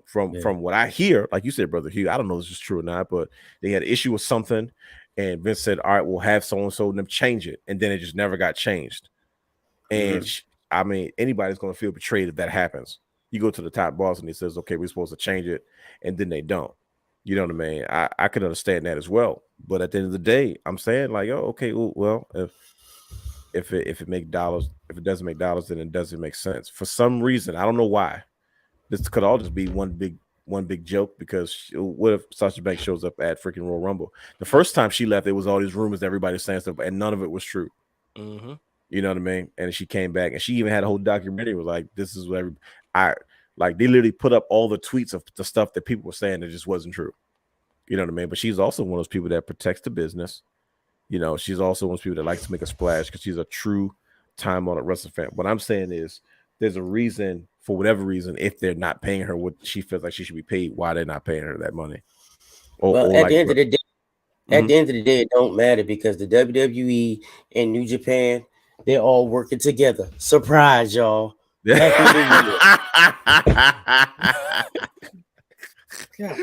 Oh man, drop the mic on that one, bro. That was dope.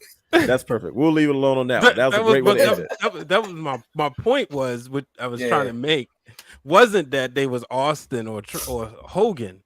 The point was that if he did that to them, nobody else stands a chance. That's what I was trying to say. Yeah, but you said that about guys that were past their prime. Though, it don't. But that's, even if it's still saying, like, Hogan was like 132. No, he wow. wasn't. He said 132. Yeah. He would have. Vince would have never said it to Hogan and Austin in their prime, though. That's what I'm trying to tell you. And he wouldn't. But even if he was, You're saying that about people. Like, I get what you're saying. If they were older women right now and it was like, all right, it's time to wrap this up. I know you guys want all this money and it's not, but you're talking about women in their prime versus superstars that weren't in their prime. But they don't touch. But like the point is, they don't touch the dollars and cents. Who doesn't touch the dollars and cents? What do you? Sasha and Naomi don't touch the dollars and cents that Austin and Hogan made. But this is what. That's the whole point. That's the whole point that Brother Hugh's trying to make. Realistically, financially, what's the return on investment? You want all this money. Are you saying that WWE's paying them because they're biased? Or I know, are you, but see, I thought the money was never the argument until like recently. I we thought the don't argument. know. That's We the don't. point. That's what I'm saying. But that's what Brother Hugh was saying. He was going off what he has been hearing. And that's what I said. Well, I don't know if that's what it's about, because 1 minute they're saying it's creative, and next minute they're saying, oh, it's finances. So we just Two looked at things. both. We Cash looked or at creative. we're looking at both Right. sides. Creatively, Right. what's the issue? Because you were the champions and you're not being booked, so you're frustrated about that and you walking away, and then when you got a chance to come back, now you're saying it's finances. Well, what is it is? And then there's rumors saying, well, it's about money now. She wants to get paid like out of why? Because that's what you feel you're worth, or do you feel like you're drawing that kind of money and you're not being compensated for what you're drawing? That's the conversation we try to figure out, because that's the only conversation that's left to be had. Because now they'd love to have Sasha Banks back, but they have to make business decisions. You think Triple H can't find what to do for creatively? And then you can't pull the sexism because the CEO of the company is Stephanie McMahon. There's a chink in the armor that's broke somewhere. And I know we support the sisters, and we always will. But like, hey, it's a conversation that we need to have. Like, what are we saying? No, because none of us really know what it is. Like, Right. if Sasha Banks goes, well, I'm burnt out, mentally, I just can't handle WWE. Okay, cool. That kills every argument, every conversation. We don't know why she walked out. If she clarifies that, we're only going off what we hear, and it's like, well, WWE really has skipped the beat since they've been gone, especially since Triple H has taken over. They're staying alive through the rumor mill. Because if it wasn't for the rumor mill, Right. outside of us, we're the 25%. We're the only one that participate in that stuff. When you take your family to a live show, that live audience, we heard it on the Ric Flair documentary. He's like, yeah, people didn't know Ric Flair was the biggest superstar in the world of professional wrestling, but in 1992, they said the WWE audience wasn't too familiar with Rick as we thought they would be. What? And that's the same audience they cater to today. Like, yeah, the WWE audience, they know who she is and that kind of stuff and all that. Yeah, we get all that, but it's like, do they really care at the end of the day? Oh, that's sad. But nobody's sitting there saying women's wrestling suck. We need to bring back Sasha Banks. It's because another young lady is killing it, and they trick bagged us. So they're like, look, they can't argue because they're gonna say black girls are hating on each other. So you got a black girl, and she's champion, and she's being booked like John Cena. What you gonna complain about? That's how and I said it from the beginning. I said, oh yeah, they're gonna put us in a catch-22. I said, because they're going to force us to forget about Sasha Banks, because we're going to be too busy celebrating another queen. We're going to stop celebrating one queen and preference for two other queens. Now you got to make a choice because they're on the same level, right? So it's one thing if Becky Lynch is champion, okay, you can cry racism. There you go. We got a white woman. There's favor, right? They keep the sisters down, right? Or and then you say, okay, well, maybe she draws more money than them. Okay, cool. Now you got three sisters, right? They saving that butt, bro. You know what I mean? And it's like, okay, well, so are you telling me that Sasha Banks was the highest grossing women's wrestler in WWE currently on the roster? Does anybody believe that? Brian Nation, do you believe that? Okay, so right. So now she's saying that was advocate. She wants the money. She want to be compensated. Right. Okay, cool. So business-wise, they still have to make decisions business-wise, right? Well, why would we pay you? Why? Like, what? It's one thing. Let me ask you this. Do you think she's getting what she's worth now? I don't know, because I don't know. Is it a contract dispute? Are you saying, well, I was never happy with my contract, I wanted more money? Steph Curry signed an early contract at one point with the Golden State Warriors, and he was the low man on the totem pole. Is because he signed a bad contract because he was afraid he didn't want all the guaranteed money for his bad ankles. At one point in time, he was the lowest paid guy on that championship team. Now, when that contract was up, he got the money he deserved. He got all that buku money. Are we saying the same thing about Sasha Banks and Naomi? Is that the issue? Is that what we fussing about? Is that okay? If I come back, I want to be compensated this. Why are you drawing this? Are your t-shirts selling this? Because now it's a business conversation. I like you personally. I love what you've done for us as a brand, but we're not going with you anyway. You are important, but you walked out. Something to think about. I'm just saying. So when you compare Vince wrapping guys up, yeah, and when they're old, and not giving guys like Austin and guys like Hogan and guys like Savage, they didn't get proper send-offs. That's what they felt disrespected about. Like, bro, you didn't give me a proper send-off. Savage, that's it. Just gonna commentate. Let me work a program with Shawn Michaels. Oh no, let's run out. You're good. You're great, Macho. You don't need to do anything else. Let's do this commentary. He's like, I don't like how this ends for me.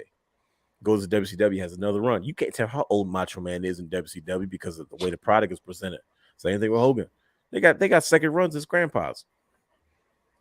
You know what I mean? They're the same age as AJ Styles. AJ Styles' age and the old timers' age wasn't the same. Ric Flair 42 ain't the same as AJ Styles is 42. I say this all the time. As Conrad say, I say this all the time. AJ Styles was 42. AJ Styles is 46 right now. Well, I'm going off old podcasts. I mean, you can't tell me nothing about AJ Styles because you look at Ric Flair 46, you're like, bro, they're not the same guy. Man, I always thought Ric Flair was like at least 60 when I was younger. Bro, Ric Flair was 42 or was it 40 in 1992. I said, what the heck, Right. bro? Bro, man, he just always had that old look about it. I guess it was the color of his hair. I just think it might because he drank too much, man. Skin started looking that scaly. that too, yeah. That's the wear and tear on you, and just living that lifestyle, man. But that was a good conversation. We got to move on. Becky Lynch and Bianca's feud comes to a close. This is a slow, but we're not gonna spend too much time on it because we still got some other stuff. We still got a few heavy hitters to go over. Yeah, we definitely burned the minnow today. But this work tomorrow. Yeah, we definitely don't. Sorry, buddy. Becky Lynch and Bianca Belair had probably one of the greatest feuds. Had one of the greatest feuds in wrestling history. Facts. And not just women, wrestling history, because this is one of the few feuds that started out, went away, and came back seamlessly. And then it turned into a Becky Lynch kind of a bit of a face turn, right? Where do you think that feud takes place in the history of professional wrestling? Oh, that's a loaded question. Mm-hmm. I got Daniel Bryan vibes. Okay. Daniel Bryan, Randy Orton. Got it. SummerSlam 2013. They had their matches. It went away. Boom. It climaxed. You know, there was a third guy in there who many say is the best actor turned wrestler. I think he's a good actor. Are they talking about Batista? Yeah, I think he acted that he was a wrestler. Who the heck came up with that anyway? Because somebody on Twitter said who's the best actor because he shows the most range. I saw it too, and I was like, man, get out of here, bro. At one point, The Rock was this is the same conversation we just had about Sasha Banks and Naomi. He was the highest grossing movie star in the world at one point in time. Like, how you gonna sit there and say like the money does? Come on now, the money speaks for itself, brothers. Come on now, you got to be kidding me.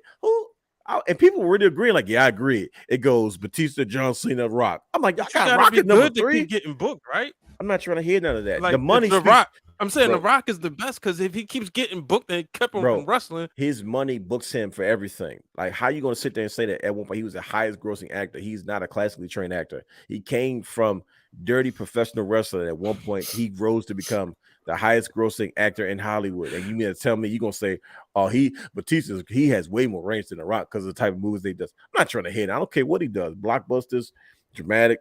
And I think Batista is one heck of an actor. When I found out why he even retired in the first place, it made sense. He's like, man, I need to make more money. Like, all this putting your body on the line, you know, he never came back to wrestling. I mean, I could have did without him, but you know, it is what it is, man. But yeah, with Bianca, anyways, like you said, Bianca and Becky Lynch, that full U-turn, right? And then the story is something that anybody can relate to. You know, feel like you're being screwed and have to crawl your way back to the top, and then finally getting that redemption, and then going into SummerSlam after, you know, again, they went away. You know, Bianca did her thing, Becky did her thing. Next, you know, Becky's number 1 contender. Oh, now we're gonna rerun it back. But now Bianca has to win. Oh, in her home state. So can she, you know, pull off these odds? Because that's still like, no matter, even though she beat her at WrestleMania, that's still a sting. That's a trigger. SummerSlam was a trigger, and she overcame that. So it's definitely up there. You know, argument for one of the top feuds of the year. But I definitely think, you know, this is definitely one of the best wrestling feuds in the last 5 years. I mean, I definitely would say so. What about you, brother? You agree? Oh, absolutely. Definitely Oh, one of the top feuds as far as women's wrestling altogether. But yeah, for the same reasons, honestly. But for what Brian said, yeah. he said it the best. Just the story of just being resilient, Hmm. coming back. You know what I'm saying? Always being motivated to get back on top. Come back, get back what's yours. Get your revenge. Um, then you finally get it, and you're victorious on two different occasions. Like you show your worth. So yeah, like for sure, most definitely, I will always say that Becky Lynch made Sasha Banks. absolutely. She took her to a level that You I don't. mean Bianca Belair? I'm Bianca. sorry. I'm tripping. I'm tripping. Sorry, I got Sasha on the brain. Uh, Becky Lynch made Bianca Belair. Excuse me, because she made her. I remember when she beat her at SummerSlam.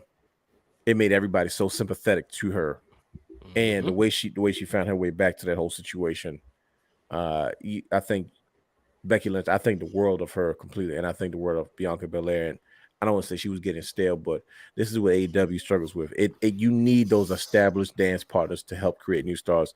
And now Bianca Belair is in the driver's seat, and I think that's the biggest Mhm. part about it. But let's move on because I know we've we're going a little bit over tonight, but one of the Hey, greatest. we went last week 2 hours and 23 minutes, and it was the highest rated podcast in a while. And the Really, last retention week, rate, yeah, and the retention rate was high. what did we talk about last week? What the heck? The Fiend. Oh, okay. So I don't know. I thought people were gonna be tired of us talking about that, but hey, you know what? No, not according to the podcast numbers. See, because people like to listen to these conversations. Because when I listen to podcasts, that's how I feel when I'm driving. Like I feel like I'm listening. I'm having a conversation with good people, and I get to be here with the good brothers. So Make sure y'all tweet us at Wrestling Wrealm. 2 W's. So, Mm-hmm. brothers, I was watching this earlier, and this has got to be one of my most favorite moments of all time. I'm talking like all freaking time. I'm talking like all freaking time. I'm talking like all freaking time. Did I just rhyme there? No, I didn't mean to. It has to do with somebody named Freaking. No, correction, it does. I Cody knew it. Rhodes returns to WWE at WrestleMania. Mm-hmm. What the hey, man? That was the death nail in AEW. AEW has not been the same since. That was also on a special day. That was your birthday. That was my birthday. I'm not even remember any of these things. It was on my birthday. It was at You Cowboys. like the most modest person on your birthday. Like, yeah. I really am. Like people like you were doing it. I'm like, bro, I don't care about any of that, dude. I got Shoot. businesses I'm trying to run. I A got holiday. My birthday, holiday. So y'all birthday is a holiday for me too. bro. I don't care about any of that. I'm like, dude, like if I'm not doing if I'm not getting money, and I mean get money like businesses and booming, like that stuff, I Right. care about that. Then I'm gonna take one day to celebrate the fact that I was born. Nobody cares that I was born on this day. like, Yeah. like that's like, bro, like you don't. You're like, I that's care. be honest. Yeah, because you're a good brother. You're like, you're the brother. But Well, if he wasn't born, then we wouldn't be having this conversation. So I care that's about that day. I know you do, but like I said, once again, you're in the 25% of this wrestling artist that we just See, talked about. yeah, he just like me. You just like me, man. I don't care Bro, like nobody unless it cares. falls on Mother's Day. That's it. Like I'm concerned about like like I'll celebrate my birthday when business is here, when the shows are here, or the brand is here. That's when I'll start celebrating life and do. Right now, like bro, it's work to be done. It's nothing to celebrate. You know what I mean? But you know, I'm just a naturally modest guy. But Cody Rhodes returns to WWE. Good gosh, I was excited about this. So many different things to unpack. I watched this again. That WrestleMania was electric. This is Vince McMahon's last WrestleMania, and for Vince McMahon's show, he did a pretty good job. Afterwards, he stunk up the gym with all the stuff with Elias and Kevin Owens and whatever his name was. Ezekiel. I was about to say Samson. I don't know why I got Samson from. It's Elias Sampson. That used to be his name. Yeah. Good gosh, we're really going over. I'm glad people are still listening to us. And so it's like it was Dallas, Texas Stadium, AT&T, right? AT&T Stadium in Dallas. It was the beautiful last place, I tell you. I mean, I hope to see it one day. Mhm. It was the last place Cody Rhodes had his WrestleMania match. I'm sure he probably worked another house show or something afterwards, unless that was his last date. And I think he quit. Like he literally walked out. Like I'm not doing nothing else. And everybody was speculating when Cody Rhodes left AEW after his feud with Sammy Guevara in the TNT Championship. He was working without a contract, and the That honeymoon ended. promo. That definitely that promo. The honeymoon ended with Tony Khan. When your personal issues start getting in the way of business, you're like, let's just stay personal and let's not do business. I think that was the space that Cody Rhodes found himself in AEW for a lot of different reasons. He didn't want to be an executive anymore. It's something he wanted to be and innovative, but there's this itch that he's trying to scratch, something he wants to solidify for his legacy. I think this is the last thing he needs when it comes to finding peace with his father moving on and passing away. He has to do it. As Brian H. That sound you hear is Brian H. bringing that WC. That when did you get that?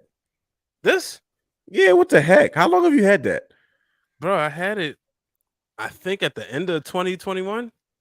Where have I been at? I don't remember you having that version. I remember you had the scratch logo. Yeah, scratch is right there, and you've seen it because the last belt. Yeah, I think 2021. Wow. I'm sorry, ladies and gentlemen. I'm looking at Brian H's WWE Championship. I'm like, wait a minute. When did you get this one? I could have sworn you seen this before. I swear, I don't think I remember seeing that one. I remember you kept saying you were getting it, but yeah, it was on sale for $2.99. I remember you saying that. I remember, but I'm like, I'm like, wait a minute. There it is. That thing's a beauty. Yeah. But everybody was speculating. Cody Rhodes returned home, the prodigal son, and everybody were talking about how Vince McMahon and Tony and Nick Khan were so instrumental in giving Cody whatever the heck he wanted, him making peace with Triple H and kind of having this conversation that he says like he gets choked up. Like I will never tell anybody what that conversation was. And just the connection of how special that Dusty Rhodes has always been to Triple H and to developmental and what he has meant to so many people, including Seth Rollins, another one of Dusty's kids in the ring with Dusty's actual kid. So many things to unpack. And the crazy part is I felt the same way watching it online on my computer as I did when it first happened. Mm-hmm. Brother Hugh, where were you when Cody Rhodes returned to WWE at WrestleMania? I'm trying to remember exactly where, but I know I was watching it for sure live. Mm-hmm. And whoa, boy. Like I think it's the greatest return in WWE history. That's my opinion. I'm talking like in terms of presentation, time, place, everything. story, like complete. That's Everything.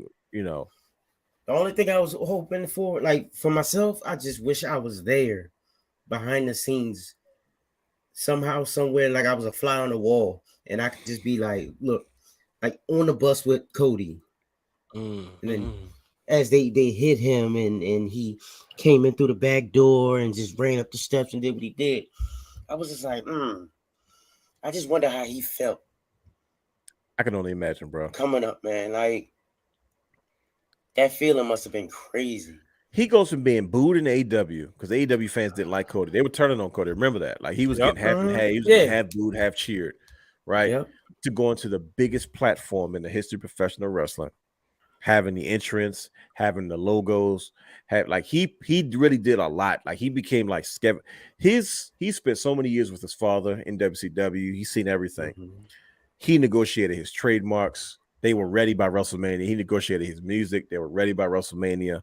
He didn't have to come in like for instance, when AJ Styles first debuted the Royal Rumble, he had to have like a generic phenomenal one logo on his pants because trademark stuff wasn't done and ready. But they wanted to make sure that he debuted in Orlando. And but Cody Rhodes was far from different. Like he had everybody's like, let's see how much they change him. He had full Cody Rhodes, full American Nightmare presentation that he had just had in AEW, and all of a sudden he was the biggest thing in the. He go from being booed half and half at the putting your body line in a crazy ladder match that he had. The ladder match was insane, but it was just I didn't care because it was Sammy Guevara, our dance partners, to being the most talked about entity and all the professional wrestling, and became immediately the biggest baby face in the world. He was every little kid's favorite wrestler from then on up to the point he got hurt. How does that even happen? Somebody that was an afterthought, somebody that was gone for 6 years. But I'm talking about from top to bottom. In my mind, Brian H, help me understand. Is there a greater? This man was Stardust. He was Stardust. He hated Stardust, and he said, "Whatever you do, it don't make me be Stardust. I don't want to see Stardust ever again." And the dude did it. He couldn't. He was so hyped up. He did that whole cartwheel and a little face reveal. And Corey Graves like, "Ladies and gentlemen, that's him shedding the skin. That's the last remnants of what he was." I was like, man, everybody was on board for this meeting. I'm talking about just from top to bottom, start to finish. One of the greatest. I think he might have been fed that line. No, I'm sure he was, but this is what I'm saying. That's my whole point. Like the presentation from start to finish, like everybody was on point. Like they made sure that from the moment Seth Rollins got in the ring and he threw his coat. I watched it earlier, and pyro goes up, boom, and then like the machine gun pyro goes up all the way up the ramp, like all the way up to the ramp. Fireworks, and then it's that brief pause, and then the camera angle. Smoke rising up from the ground. Here comes Cody Rhodes on an angle. He wasn't even looking straight on. He was looking over his shoulder like Batman. Like, oh yeah, I have arrived. I'm back. And I was like, what in the world? I don't is there anybody that's had a better debut or better return anywhere than Cody Rhodes? Because I can't name one. I think you said who? Who you think I said? He said Kane. I thought he said Kane. I was like, he said Kane. I was like, wait, did he say what I thought he said? Kane is argued. That's an argument. Kane is up there. It's definitely up there. But not on this presentation. Right. That's probably the only difference. It was 1998. It's not his fault though. Right. Brian is just thinking because Brian is the historian. If anybody's going to know something, it's going to be Brian. Yeah. This was up there. And see, it's hard because there's always going to be a certain connection I have with this. Like, there's so many layers that happen within like 45 minutes for me personally, right? Oh yeah. Like you talking about you actually being there, right? Yeah. Okay. Yeah. Bianca wins the championship. I FaceTime my daughter. She's shaking the phone, happy, right? My mother said she's like, I thought it was you in the other room. She kept going, oh, come on, one dog. Okay. To like less than 10 minutes later, I'm FaceTiming you. Bro, what the heck? By this time, my voice is gone. Matter of fact, Krista B said I hit her bad shoulder because of my reaction. I don't remember doing that. She was like, yo, I am never sitting next to you. She's like, you hit my shoulder because you reacted. I'm like, but you was behind me. She's like, no, but you jumped. Because it was like the one issue I have is when I go back and watch it, you don't see the slow reveal of the Titantron, the American Nightmare graphic. You see it in post now. They changed. Okay. When you watch it back on YouTube, they edited it so you see that because that's the first. Because you're absolutely right. That's the first thing you see because they kept showing Seth Rollins and they kept showing the audience and like it was all close ups. And I always watched it on the on Peacock. So I watched the broadcast and I was like, yo, why didn't they show that? Because like I said, it's the moments on my phone I had to share. But when that moment happened, the whole place went crazy. And as I guess I think he might have said he wondered if the people would remember him or something, right? And because like we just talked about Ric Flair and them not knowing, that's the thing where wrestlers understand that the WWE universe doesn't necessarily pay attention to everything outside. Sure. And that's the point. That many fans cheering for him. And then, Seth Rollins, I mean, it couldn't have been nobody better. No. Because even if you would have put him in the ring with the Tribal Chief, it just couldn't have been nobody better, know. And then the lead up to it, and remember the rumors, Jacksonville. It was Raw's in Jacksonville, Cody's coming back. But it was perfect. And not many people can make that. That was what you think about as far as classic WrestleMania moments where you always want to see either a big return or a big debut. Sure. Or a surprise or a heel turn or a double cross. That was like one of those classic WrestleMania moments right there. And for me, it was definitely like one of the best. Now I'm like, man, maybe that's the one I should have wrote about in the Ringer I wrote about Bianca's moment, but Mhm. that Cody moment too is just it's up there. It's still my pinned tweet at Brian H. Waters. The At Brian picture, H. Waters. yeah, the picture of him and David Shoemaker, Mhm. and I still think it was like, definitely one of the biggest returns ever. If not the biggest return ever, especially when you know the complicated history between the Rhodes and the McMahons, and the many layers and depths there is to that. And then this his whole purpose of coming back to win the big one, and especially that promo he cut the night after, and he showed Yeah. a picture of his dad, and he talked about his dad never having the big belt. So I mean, it's just so much to it.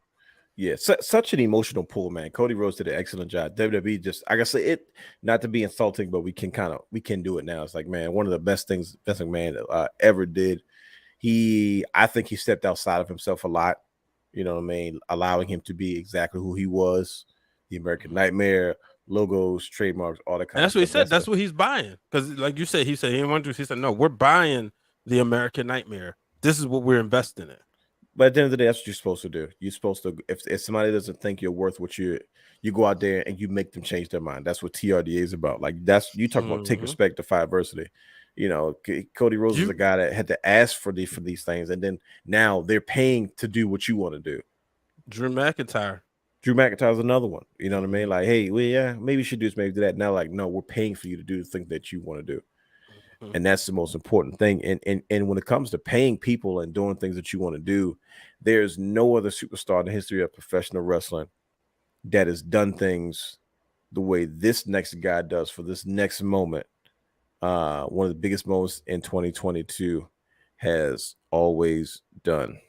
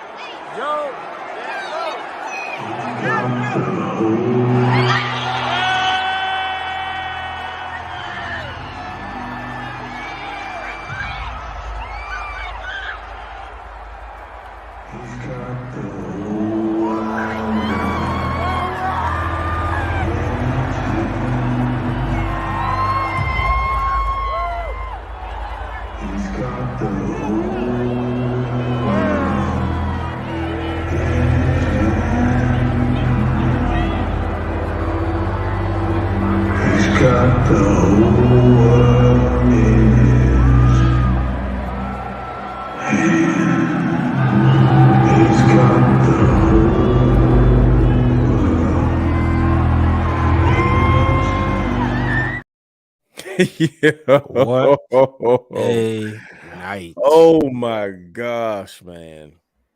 Wow. I know you all heard that's still listening to us. Man, in case you haven't noticed, the one of the next moment that we're talking about right now is the return of Bray Wyatt and him taking us down that deep and mysterious rabbit hole. Got to be one of the most unique things. He had us turning into like forensic scientists and investigators every week for, I don't know, a month long, trying to figure these things out. And I remember us having this conversation. Like I was saying, like, because Brian, you were at Extreme Rules, correct? Yep. So I think me and Brother Hugh had the show.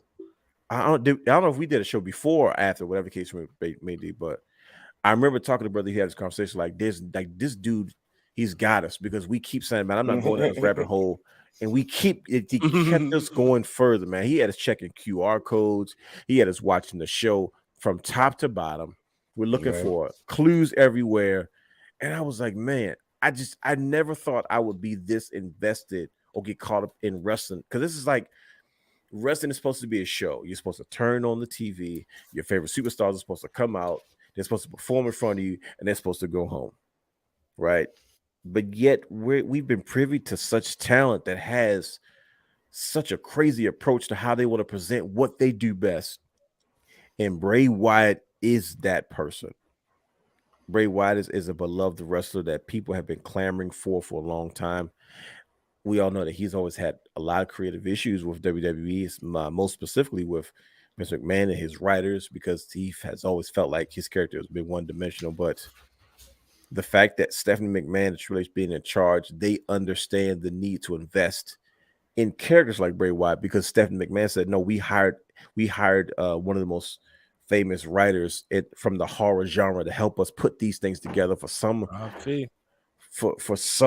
our superstars that fit this genre. When it shows me, like, when your CEO of your company is saying, no, we're going to cater to the talent that we have, we're investing in that, man. Building a system around your stars. And that's something that Vince is not necessarily known for, unless you were like a heavy hitter, like you're a Cody Rhodes in this situation. Cody Rhodes is probably the last heavy hitter that Vince signed, where he was like, no, I'm just whatever you want. Think about it. Like, he was what I mean by that is not, oh yeah, we're going to sign you, but we're going to do something. They're like, nah, everything you're doing now, that's what we're paying for. It was an investment. They were paying Cody. They were begging Cody Rhodes, like, no, whatever you want, we're going to make it happen. That's your worth to us now. That's probably the biggest compliment any businessman can give you at that point. When you can kind of leave out on your own terms, but then you come back on your own terms. But just to phenomenal money and creative control and all these great things. And I feel like we saw that with Bray Wyatt. Bray Wyatt has been back since Extreme Rules and has yet to wrestle a match on television. I know he's had some tune-ups at a live event recently, as of this recording, but Bray Wyatt making us go down that path. Do you guys remember that? Just remember where you were in those spaces. We were buzzing, bro. Like, those are some of our most fun shows, because we were really like buzzing, like, what's going to happen. We wanted Bray Wyatt was on the same level as a CM Punk ish, where like fans wanted them back. Like, we didn't care, and even like a Sasha Banks and Naomi, like, fans want them back, and he was someone that we just expected to come back and be happy and fiend it up again. But this was on a completely different level. They leaving freaking coordinates and stuff on people's windshields, video packages, and all types of stuff. It was a crazy time, though. Brother Hugh, you remember those times? You remember watching, like, bro, come on, man, we're not gonna keep doing this. And guess what? We found ourselves freaking doing it every week. Brian Ace was on the road, right? He's like, no, I'll be there. So he was seeing everything from the red tape. But it's like trying to put together what he's talking about based off what we were saying, man. It was a whole mystery, right? You know what I mean? And I was like, man, why are we doing this, man? This is supposed to be wrestling. Like, look at us. We too old to be doing this, and yet we had some of our most fun times because of one wrestler decided to come back and do things this way. It was very captivating. I mean, brothers, is it not what this business is supposed to be about? Is it not what this year's supposed to be about at the end of the day? Yeah, how about that? You know, and when you sit back and it made you think, so instead of I like the approach that we took, just having fun with it, going down the rabbit hole, rather than, well, why are they booking it this way, or why haven't they given us Bray Wyatt the way they, and that's what made this whole thing fun, man. We got to be kids again. You talk about the evolution of creativity, man. You said it, brother. You said it. You said it like that. Like it to that point, brother. That's the space we didn't think wrestling was going to go, but bro, we here now. It was kind of like if we were back in the day and we were trying to figure out who the higher power was. There you go. Yeah, that's like one of my favorite mysteries that started right after the Royal Rumble '99, takes us past WrestleMania all the way up to May. And I remember, just being in church. Who you think the higher power is? Who you think the higher power is? That's what this was all over again, like especially with Uncle Howdy. We're still going down this rabbit hole. That's the crazy part. Yeah. Like Brother said, like we're just starting. We talk about who's Uncle Howdy. Like we're watching LA Knight, who I think the word of LA Knight. I was never a big Eli Drake guy. He had my attention, but it's like sometimes when you're in Impact, stuff doesn't translate as well, man. But he got that Triple H dust early. LA Knight and Bray Wyatt right now is so intriguing, especially when I'm not even about to get into it because this is what I'm talking about. I'm not falling for it, bro. This is the rabbit hole they're trying to get us to go down. It's because, like I said, they are playing out and conceptualizing what we're seeing going on the inside of somebody. That's like somebody says, "Show me what schizophrenia looks like," and that's what they're doing.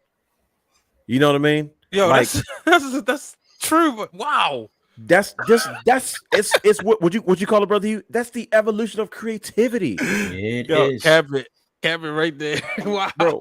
We are watching them say, okay, cool. Let's take a concept of a guy. Let's take the concept of duality. We're watching a guy wrestle within himself, and we're watching. It's like watching a play, and we're watching that play out in front of the audience. Like, bro, we're watching what's going on in this man's head. This man is convinced that he has this uncle named Uncle Howdy that's telling him you should pay, you should die, you get him why before he gets you. And we're watching what somebody's going through on the inside. And we're on the audience like, what in the world is going on? Because the reality is this is what somebody is going through. This is why I don't care if he wrestle. it doesn't even don't. matter because it fits the character of this new character because we've never seen Bray Wyatt on this level before. And it's like I said, it took the coin what Brother Hugh said. It's the evolution of creativity, and he is kind of spearheading the charge because Alexa Bliss has lost her mind. For weeks, we saw that little moth, whatever the heck that thing is, his logo on screens on both shows. Even It's at Crown Jewel. even at Crown Jewel, you see glitching, the lights went out, though. Like man, it's something. I'm speechless. I don't know what to say about it. But Bray Wyatt returning to WWE was one of them, and taking us down this deep rabbit hole, and we're still there, and we're still digging. One of the greatest moments, one of the most impactful things in 2020. Go ahead, brother. You. And you know what the crazy thing is? Mhm. The man was telling us the truth the whole time. Isn't that nuts? That's Isn't the that way it nuts? seemed. Yeah. He said, look, it wasn't me, bro. It wasn't me. He said, Brother yo, Hugh seemed like a Bray Wyatt guy. Yes, absolutely. Bray, listen, I brother Hugh is I can see him doing that. Like I can see brother Hugh be like, yo, what me? And then like I can see brother Hugh walking in front of me like, bro, how am I talking to you right now on the screen? I just saw you walk past me. Hey, Like that's straight up. I'm like, brother Hugh, I see you right now, bro. You got the same outfit on. I see the glasses. And then you walk past it. You like, bro, I told you it wasn't me. And it's that threw me up. And the crazy part is creatively, you like, how do we do this? The way they created the mask, there could be anybody under there. Like I'm like, oh yeah, this is now we getting on some next level horror movie type stuff because now you can visually show the duality of somebody's personalities and their disorders and their mental struggles. And that's what we're seeing. It's like, what the heck happened to Bray Wyatt when he got burnt by Randy Orton and Alexa Bliss and all that black oil? I'm almost sure they're going to try to find a way to connect all this stuff together. The problem is every time we keep saying we're not going down this rabbit hole, we already there. So Hello, still talking about it. hello, Alice, hello, Mad Hatter, because we're already in Wonderland at this point. Right. But Where like I said, is the white rabbit? As my peacock moves on stupid to people. one of the greatest WrestleManias. Oh gosh. I hope it's not WrestleMania 9. You know it plays in order, right? Oh my goodness. You just got done with WrestleMania 8. Yeah. Yeah, we got to do a show about why WrestleMania 9 is. We got to do like a debate show. Do you think you can win? Let me ask you that. No, because I won't be able to recaptivate that experience. It's Because certain things. So you're saying that WrestleMania is bad. It's just that WrestleMania 9 is bad. It will never be bad to me because I can't see it from outside of the 6-year-old boy whose parents ordered his first WrestleMania in his own house as opposed to like going to grandma's house to watch it. I mean, I'm always gonna see it from that eyes. That's too sentimental. Nobody's gonna win an argument in that. Exactly. That's why you won't let it go. And I'm not mad at you, but I gotta remind you how bad it was, though. Like, Hey, look, when I go to Vegas, like I've been to Vegas twice, and every time I see Caesar's Palace, I think of WrestleMania 9. Wow, that was a long time ago. WrestleMania 9 versus Caesar's Palace now is a long difference. Jim Ross' first show. It was my Jim very Ross' first WrestleMania because he was a Crockett guy. Mm-hmm. He was a Turner guy. And Gorilla Monsoon liked him. He said so he don't give a goddamn what anybody else think. And first of all, Gorilla Monsoon was like 6'8", and this is after he lost weight. I don't think nobody's gonna challenge him anyway. But like I said, we're getting close to the end, brothers, and with some sound of wraps up. We're going really, really late, and we knew it was gonna be this way. Wow. Okay. It's like that. Is that Alexa Google? Yeah, that's Alexa, shut up. Okay. Now, I'm not gonna lie to you. I'm like looking at the windows and stuff. It's a little creeped out because I just watched that Bray Wyatt thing and I got that in my head. That stuff is free. I'm like, yep. Usually we're not supposed to be up this late, so I don't know what's going on, but we're gonna move on anyway. I'm mad I can't find his music on the tunes. Right now I'm a little freaked out, so I'm kind of glad you can't. So it's just look at God. But let's talk about one of the most unsung heroes of 2022. Sami Zayn, the MVP of the Bloodline. I thought you were talking about Logan Paul. Let me stop. Go ahead. Wow, he said. You know the crazy part is, I don't think I put Logan Paul on this list, but he's supposed to be on here. He should. He should be on the list. I can't stand it, but he should be on there. Oh, good. No, I'm glad you said something. I missed it. Look, Brian H's leg is cramping up. No, I hit that bone, my knee. Hey, look, hey, Brian H. hey, he just like a Martin. His knee, pump it. I hit my knee. Pump it. Ah, my knee. Y'all knew the show was gonna have some shenanigans. God darn sense. Crazy part is, as soon as I said, "Hey, brother Hugh," he knew. he knew where I was going. As soon as I said, "Hey, brother Hugh," he knew. That's what brothers do. He knew I was going. Pump it. Ah, I hit my knee. But wait, Gina ain't here. The knees. Pump it.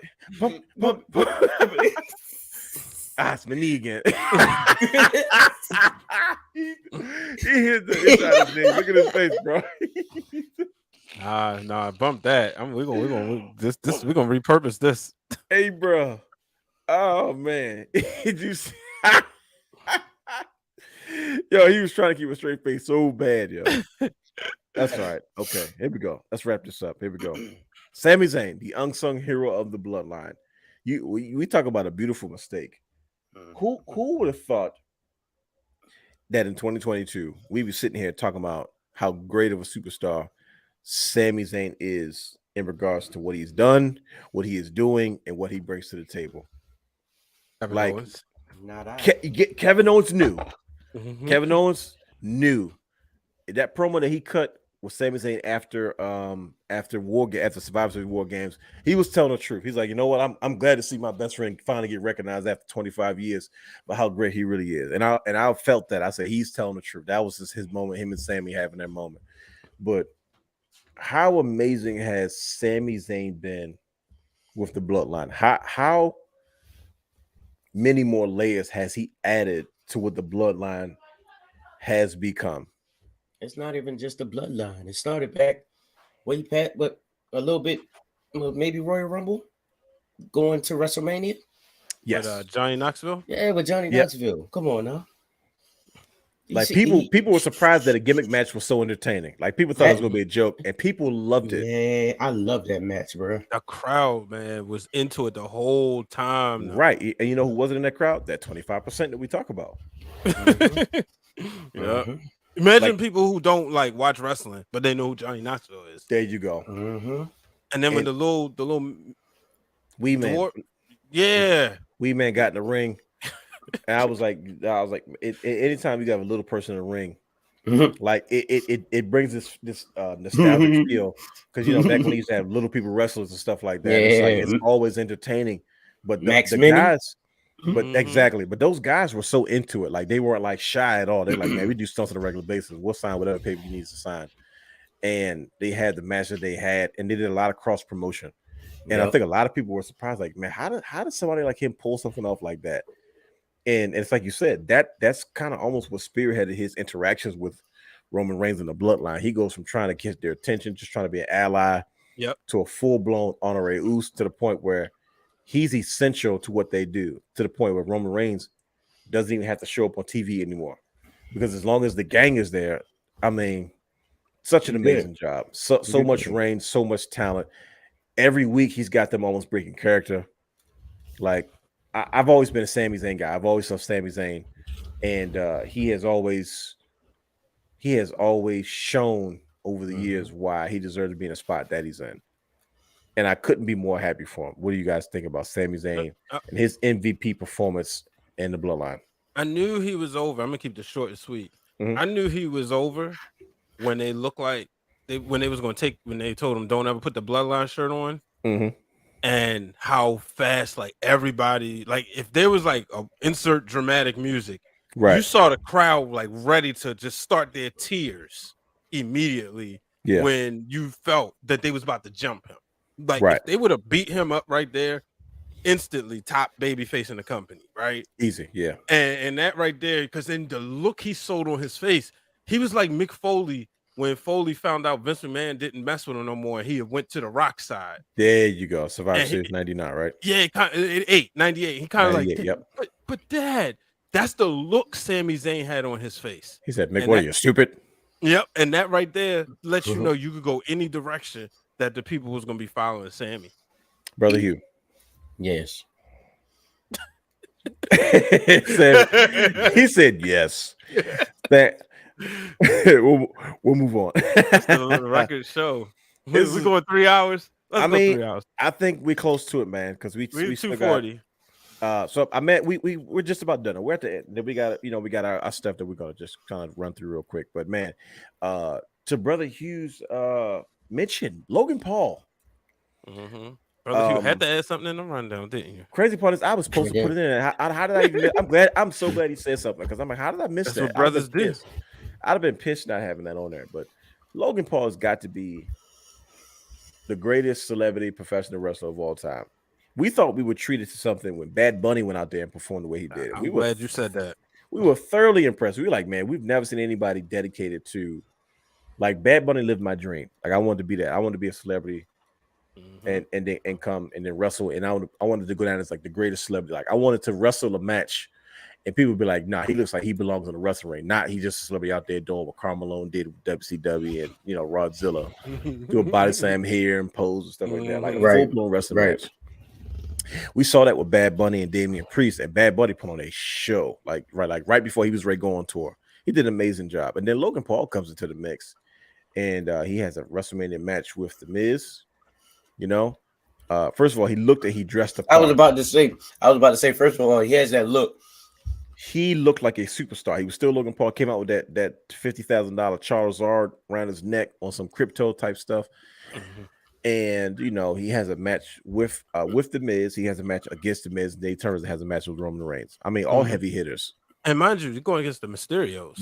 And freaking Rey Mysterio. Like he's getting all Hall of Fame action. And he performs better than developmental guys right now. And on big stages. He's better than Dominic already. Mm-hmm. How in the world do you have a match at Roman Reigns and a WrestleMania style match at Crown Jewel? It doesn't get any bigger than that, right? Mm-hmm. Like top guy, and you go out there and you have a 5-star match with him. Like we didn't always closely associate Roman Reigns with 5-star matches, but yet you're an outsider looking in. You're an athlete. Don't get me wrong. You know what I mean? And you're an influencer. Your influence is bigger than WWE's. You know what I mean? Mm-hmm. So it's like, and then you come out there and you outperform some of the guys in the back because you just get it. And it wasn't just like he was just punching and posing. I mean, he performs his tail off. When you said outperforming guys in the back, that's Shawn Michaels-esque. Because I could just hear, I'm telling you, man, and look who you trained with. He trained with Shawn Michaels. He trained with, I believe, he's on my screen right now facing Tatanka. He trained with Hurricane. Hurricane Helms. Mm-hmm. Yep. Hurricane Helms work with him. You know what I mean? Got guys that kind of have high flower kind of. He has a very cruiserweight style. You know what I mean? Way of doing things. And it was amazing. It was amazing to see a celebrity come in and perform the way. Like it was performance of legends. And it's like, man, it's only a testament to like how serious he really takes the craft, how much he respects the business. Like people had so much respect for like Mickey, Rourke. Not Mickey Rourke. It's Mickey Rourke, right? Yeah. I'm thinking about Mickey, but I'm thinking about Mickey Rooney though. When I was like, yeah, his name Mickey. It is Mickey Rourke. And I remember how the old timers were like, "You're one of us," because he just depicted how harsh that life really is, realistically, for a lot of the guys that came to the business in the early era and how much they struggle after the fact. I feel like Logan Paul got that same respect. What do you guys think? Absolutely.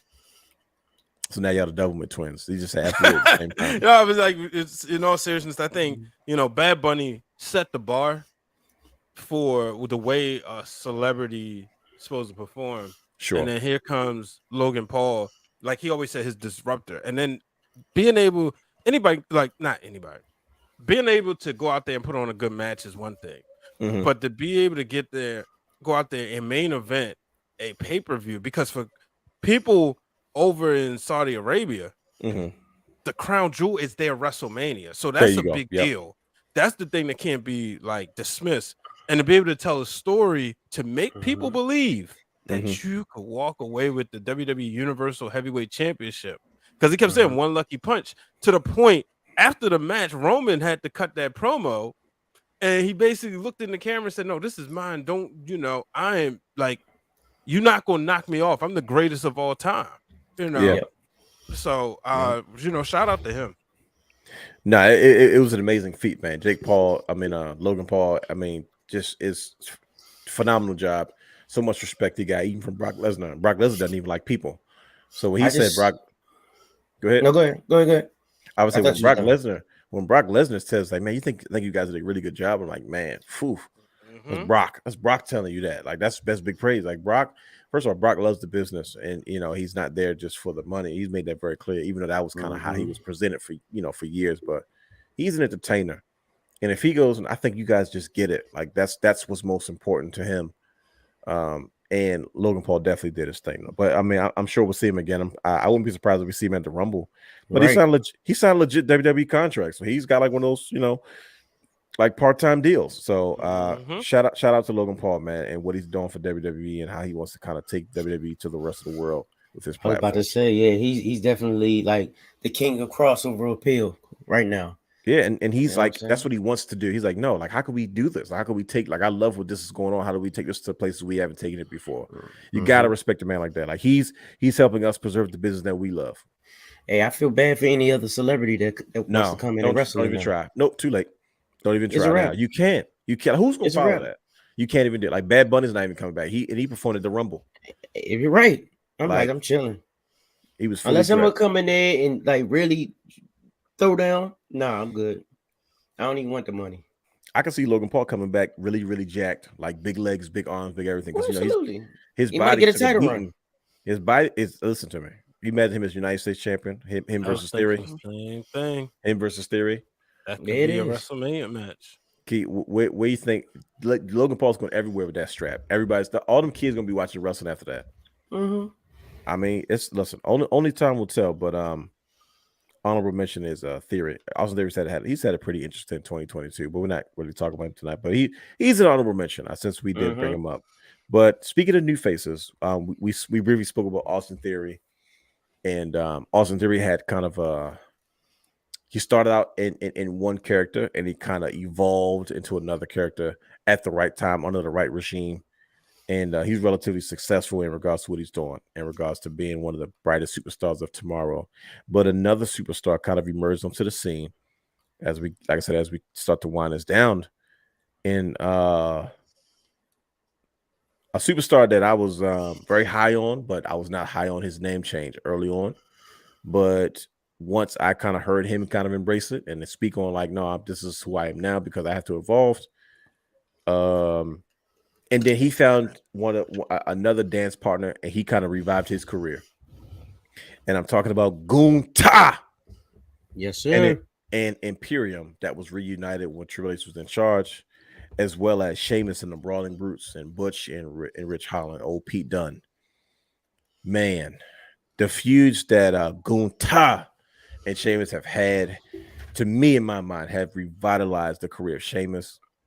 It has put all these young guys on the map. It put Imperium, Gunther, Butch, and Rich Holland on the map because we still call him Butch because Pete Dunne is Pete Dunne. But as long as he's still Pete Dunne, I'm okay with him being Butch because the Brawling Brutes and Imperium have had banger after banger after banger after banger. I've never been a Sheamus fan, but I think that the match that Gunther and Sheamus had in Wales was one of the greatest Intercontinental Championship matches I've ever seen in history. Like, I sincerely think that first of all, Walter, I call him Gunther so much. Walter is just such a phenomenal talent. Like, he's just beyond, he gets it, man. Something serious. And the crazy part is I'm watching him evolve. And like even like he is a future world champion. He's like on Roman Reigns level. Like, because as a heel and as a dominant heel, you still have to know how to get beat up as a heel. Nobody does it better than Reigns right now, but Gunther is right behind him. Like when he gets caught, it's like, man, this dude looks unstoppable until he get caught in the wrong situation. Then I'm like, they got him now. But the Brawling Brutes, Pete Dunne, Rich Holland, it almost got ugly with Vince McMahon running the show. But like I said, I don't want to keep saying luckily Triple H took over, but yeah, it is what it is. Triple H being in charge. Man, I think he did it the right way. And Gunther versus Sheamus. I think Gunther's going to go down as Sheamus' probably most memorable opponent after a while. Because I mean, Sheamus has had a very lengthy career, but man, most recently, Gunther versus Sheamus is going to go down in history as one of the greatest feuds of all time, just because of the quality of matches they put in, the stories that they told, and just and how they've evolved their factions. What do you guys think, Brother Hugh? Gunther.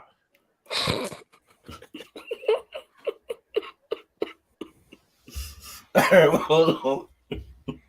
Gunther, that's his name. Like, you gotta say it like that, bro. Because you can't. I remember one time I got mad because freaking Bruce Pritchard's like, you know Gunther.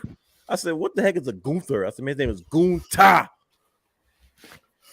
You gotta say it like a Klingon from Star Trek. I don't know if y'all know what that is. But yeah, most definitely, he's definitely one of the top rising stars out there for sure. Mm-hmm.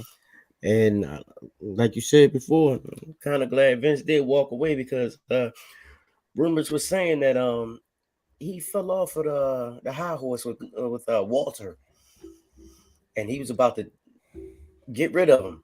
Bro, you know how pissed I would have been if he tried to bury Walter. Yeah, he was going to bury him.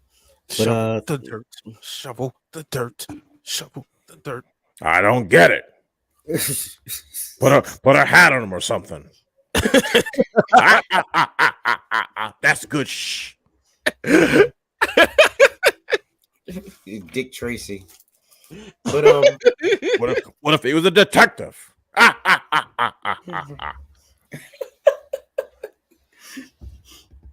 Are you a wrestler? No, not. I'm sorry. Brother Hugh's reading the comments like, wait a minute, somebody address me with something. Right, but yeah, y'all still up here with us 1:45 in the morning. Appreciate you. 1:45. Good lord. It depends on where they at though. Well, we know Dylan. I think it's like 5:00 in the evening over there. Yeah, was he? Is he in Brisbane? It said land down under. I don't know. I don't know why I assume it's just Brisbane, Australia. I'm sorry. But go ahead. Just let dead air. Brian H. Gunther versus Sheamus. Bro, that match right there. Here's what I'll say about it. There's a lot. Watch that before I go to sleep, by the way. There's a lot of times where you have high expectations. How many times have we said, oh, this is going to be the match of the night? This right here is going to be match of the night, and it disappoints, right? Or it's like it was good, but it wasn't as good as we thought it would be. AJ Styles, Edge, WrestleMania. Man, I'm so disappointed. This right here exceeded all expectations. Oh, yeah. Like we knew they was going to beat the crap out of each other. They're going to kill each other. There you go. But to do that and to also tell a great story and to keep this going on. And every time, as they say, banger after banger after banger. That's it, man. That's all I got to say about it. Nah, definitely. Good. As Gunther and Sheamus, along with, like I said, with Imperium and the Brawling Brutes, they definitely made their footprint early, and I'm excited to see where they go with these guys. But brothers, as we wrap this up, and Roman Reigns still on top of the mountain, gentlemen. Roman Reigns is having a phenomenal run. I've said phenomenal a lot, and it's on purpose because AJ Styles is my guy. I want that to be known. I'm not like just saying like if people ask me why does he keep saying phenomenal, and I'm telling you because I'm saying it on purpose. Blah, blah, blah. That's my true voice. But can Roman Reigns do any wrong? There's very few people that I say can do no wrong right now. Like for instance, in AEW, the Elite does no wrong. There's nothing Kenny Omega can do wrong. There's nothing Young Bucks do wrong. As they get ready to go to match 7. There you go. They got 30 of them. The Death Triangle with Pac, Pentagon Jr. and Ray Phoenix Jr. They never do anything wrong. Like they can do no wrong. Some people are just that good. Roman Reigns is at that space, and it's like, well, what else can we do, and what else can you possibly say about Roman Reigns? He just keeps getting better and better and better, and his character is so the way that it is that he can preserve his body. He's adding longevity to his career because there's less and less wear and tear as far as house shows, and even on the main shows, it's because his personality, his character takes over most of it, and it's the Hogan way of doing things. Well, bro, let the gimmick work you before your body has to. But Brother Hugh, what do you think about Roman Reigns being on top after 2 years, still undisputed WWE Universal Champion? Where do we go? Man, he's a tribal chief for a reason, man, and we acknowledge him for a reason. Straight God mode every day. You see what I'm saying? Mm-hmm. You know what I'm saying? The only thing is, my only beef is, I need him to stop smashing dudes and pin dudes. You know what I'm saying? That's not cool. I'm talking about how many dudes he smash all the time. Ladies and gentlemen, you heard it here from Brother Hugh. But at the end of the day, he delivers. Oh no, my Wi-Fi's acting funny. We see you. Yes, we hear you. You hear me? I hear the realness. I don't hear. Oh man, you don't hear me? I hear you, Brother Hugh. Oh, all right, yeah, he delivers. That's all that matters. I mean, I'm kind of annoyed that he still had the belts now. I'm not gonna lie. I want to see something different. Boo. But what else? What can you do? What can you do? Exactly.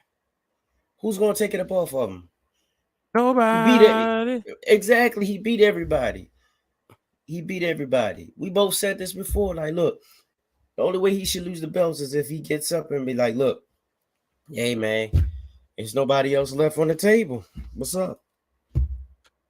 It's not too many people. It's not too many people who can maintain your attention by holding on to the championships this long. Roman Reigns has done it, and he's been everything Vince McMahon said basically he would be. And I've been enjoying it. I've been enjoying it a lot. I think he is the greatest thing since sliced bread this year, last year, and the year before. When he won the championship in 2020, I didn't think it would be like this. I'm like, I knew he was headed for a run, but I've said this time and time again. I'm not ready for it to end. And he talked to one of the Ringer writers, and what he said was, we just in the second quarter. We'll pull it back 20 years from now when the documentaries come out, but we just in the second quarter. And that's what I'm excited about, man. You know what? I'm low key. I'm not even mad at that for real. Yeah, I'm not. You know what I'm saying? Like, yeah, man. Like, yeah, he's still the man. Like part-time or not. Like, once his music hit, everybody still goes wild. The only thing you got to figure out now is like what's going on with the bloodline situation. You see what I'm saying? Exactly. I agree with you because I was here the whole time. Hey, look, I had the rundown up, man. Nah, I was like, yeah, we got. How do we get all the way down here before we got all these technical difficulties? My bad, brother. Will you finish your thoughts, sir? For the most part, yeah. Okay, my bad. You can continue. I'll let you keep. Brian, no, Brian. We good. We was just going off of how he's a great one, man. He's a great. I mean, you said he's the great one. He's a great one. See that? I don't know, man. Speaking of the great one, remember we watched Young Rock the other day, right? And everybody was teasing this clip of this Universal Championship, and everybody's like, "Oh no, that's just a random memorabilia room." No, the heck it wasn't. I watched that episode. That memorabilia room was all the Rock stuff. I could have sworn that was like another. So what the Macho Man belt doing there? It wasn't no Macho Man belt. All right, maybe I'm seeing a different one. When it portrayed as hers. She had the freaking. It was Jaleesa from a different world. Yeah, right. Delicious from a different world was a prime minister of a country, and she was a huge fan of The Rock, and she had she had a room dedicated to just The Rock stuff. Oh, I thought it was all wrestling stuff. No, it was all The Rock. so it was stuff. The Rock's, but okay. She was a huge fan of his, and she had everything that was related to The Rock in that room. She might have had a few other things there, but the majority of stuff was The Rock. And on that title was the Universal Championship, bro. They did that on purpose. You're not gonna sit here and tell me that was by no mistake. Oh yeah, just like they did acknowledge me on purpose. Yeah, exactly. Now, acknowledge me. He said, wouldn't it be cool if we had a wrestling match one day? He said, oh yeah, but he's like, yeah, Joe. He's like, get out of here, Joe. Come on, man. That'd be great too. They said, oh yeah, that's my cousin Joe. They ain't never seen Roman Reigns. Oh, that's just my cousin Joe. And they put up the stats of everything like that. He said, wouldn't it be great if we had a match today? He said, man, I would love that. That'd be the greatest match in the world. Come on, man. Stop playing with me. Something like that has to take place at WrestleMania. Stop before we have to launch another investigation. On a big showcase, yeah. But brothers, we're gonna wrap this up, man. This is 3 hours. We did it. We hit it, man. 3 hours, and we still got 3 people. This is what you call a Wrestling Wrealm Super Show. That's what it was though. Like we had to go with the best moments of 2022.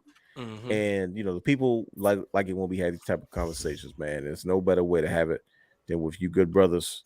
Brother, you make a Super Show graphic just like the old school Raw. Remember when because I saw it when The Rock and Cena was having that battle, right? All that took place. Oh no, my Wi-Fi's going out again. No, great. Is he still there? Oh no! Oh my brother! Nah.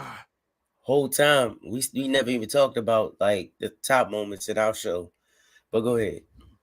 Well, he went out, but I could tell you a top moment in wrestling that we didn't talk about, and that was the rise of Jay. Same pose. My tribal chief, your tribal chief, our tribal chief can do no wrong. That's right. Everybody bougie, baby. Everything bougie. Yeah, everything bougie. Everything and everybody. Nope. We out here. Hey, but he back. Oh, he just went out. Gosh, he tapped out. Oh, my brother, he tapped out. But yeah, hashtag everything bougie as we hit the 3 hour mark. Make sure y'all follow him. He wins victorious. Also want to give a quick shout out and congratulations to Amber Rodriguez. As you see me sporting the shirt, the very shirt I actually designed. Shout out to brother Hugh.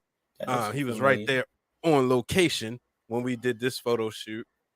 But Amber, if you didn't see, announced her retirement. So shout out to her.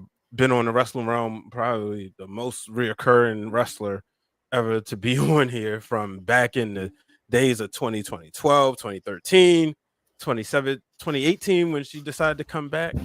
And then, of course, through 2020 and 2021 and 22.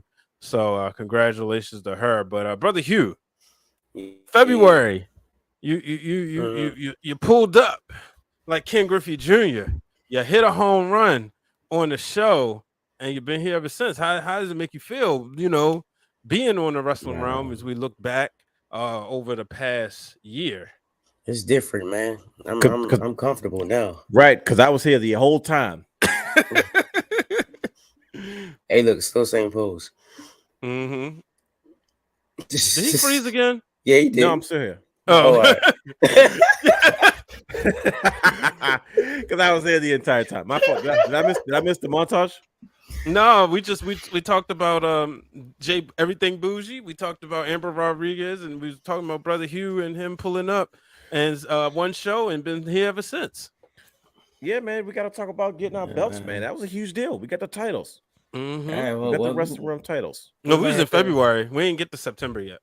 Oh, my fault. I'm all the way off. My February when brother Hugh pulled up. Okay, yeah, it was. Are we going by month? That's where I started because we was waiting for you to come back. And is there anything in particular that happens per month that we remember? No. But that was a big event. But I found. I mean, it's always. Yeah, it was right after the Fight Club show. Okay. Right. Which was so much wrestling we went to this year from all over. Right. The Fight Club show, seeing Moses and come out to the Jay-Z song. I mean, not the Jay-Z song. See Murder. Mm-hmm. you know, and rocking the crowd to March. You know, obviously the road to WrestleMania. Just following that Cody story right there. You know, breaking that apart, and then Dallas coming back after losing my voice. And that was a high rated show too. What happened in Dallas? And then what didn't happen in Dallas?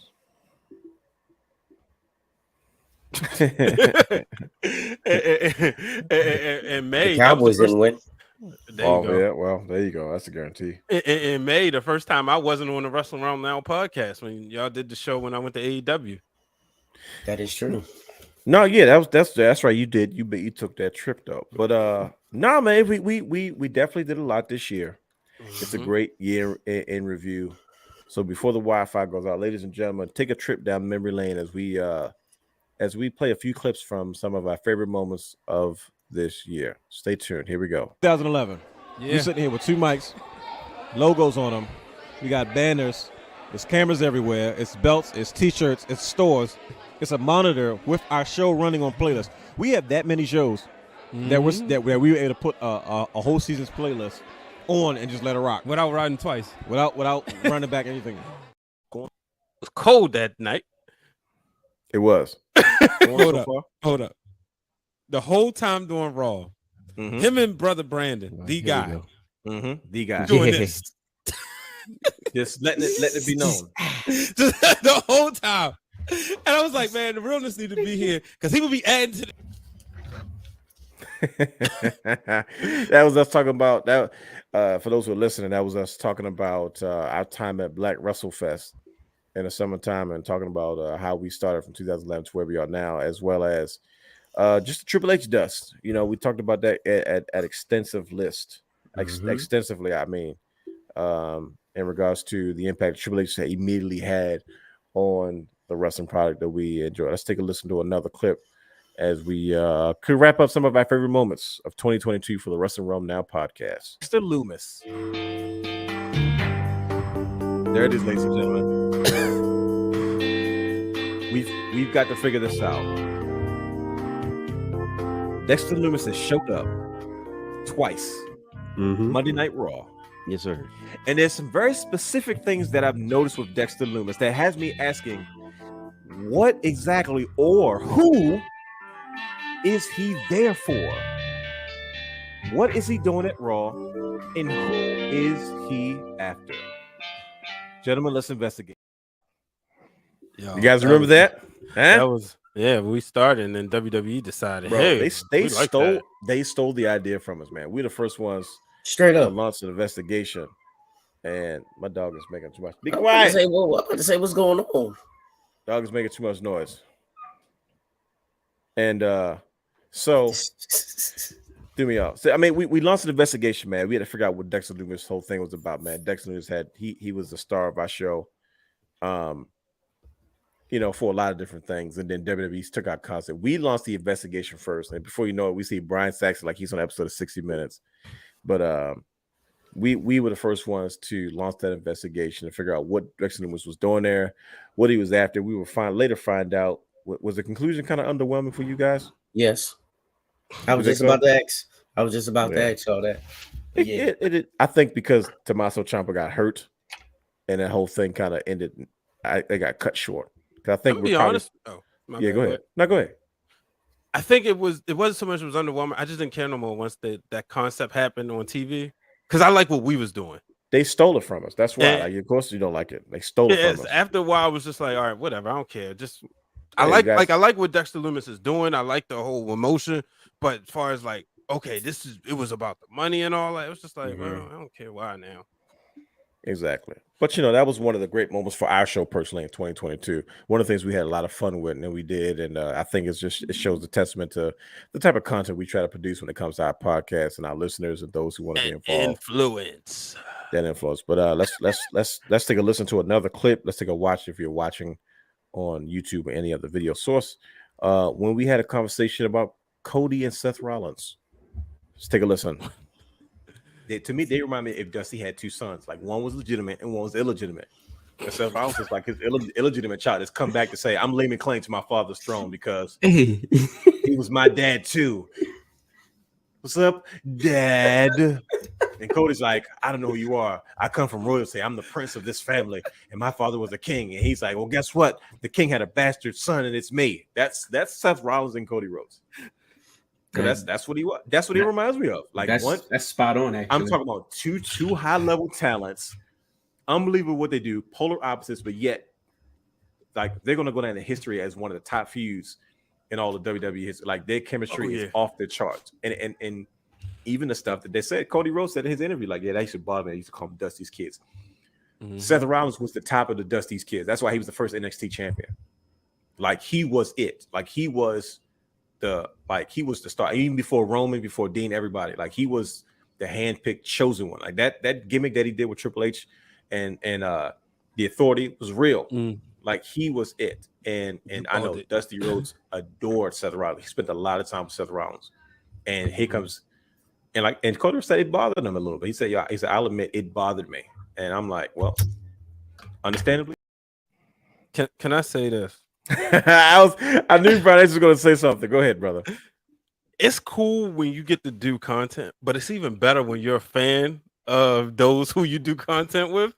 Because like right there, when we was putting this stuff together, that was what the first thing that came to mind. Like that was like one of my favorite comparisons. And my bad, I should have put up the thumbnail. I had so much work to do today. Nah, you good, brother. That thumbnail Brother Hugh created, like, just sealed the deal. Like y'all the Twin Towers. Y'all Tim Duncan and David Robinson, because the way y'all hit that, like those points was just spot on. And Brother Hugh coming with the graphic with Cody Rhodes and Seth Rollins in the polka dot and saying Dusty's Kids, like for that show. But like this is why I can't do this by myself. Like I wouldn't have been able to think about that and that level of depth of thinking, and then especially like the way y'all like involve the comics books when we talk about this stuff. But like that right there, because like, yo, that makes so much sense. You know? Like if anybody has a parent who other people love and gravitate towards, sometimes you get like, no, this is my mom or this is my dad. Yeah. And you hit everything right on the head right there.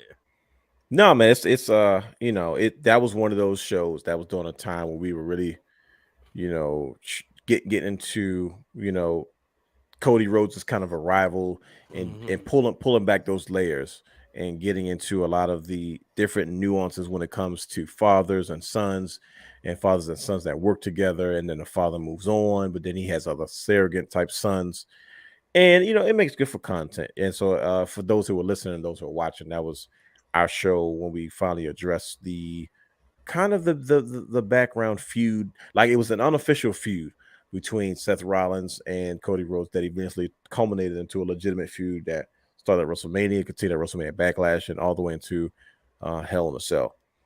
But for this last clip, ladies and gentlemen, this crazy is real quick. Yeah, go ahead. I'm still over 200 pounds in that one. I knew Bryce was gonna say something about his weight, brother. Here, I said, why he said something about him being fat or him? You're like, look at my face. I'm like, that's an extra large shirt. This is. I was a little bit thinner then, but large. Shout out to Amber Rodriguez. This is winter time. Y'all can't get this one no more though. But yeah, I mean, that was got to go in the archives. But yeah, man, that was a good show. But for last Good Brothers, this is our one of our most famous moments, one of my most proudest moments. I can always say this is kind of this is the biggest trophy of it all. This is our belt reveal. Our good brother Brandon, the guy. Just get this on time code on the run. Cool, by all means. He wanted to do something special for us as a group. He always has credited us for kind of pulling him out of his wrestling coma and just kind of making this whole process fun again. That's why he's such a reoccurring.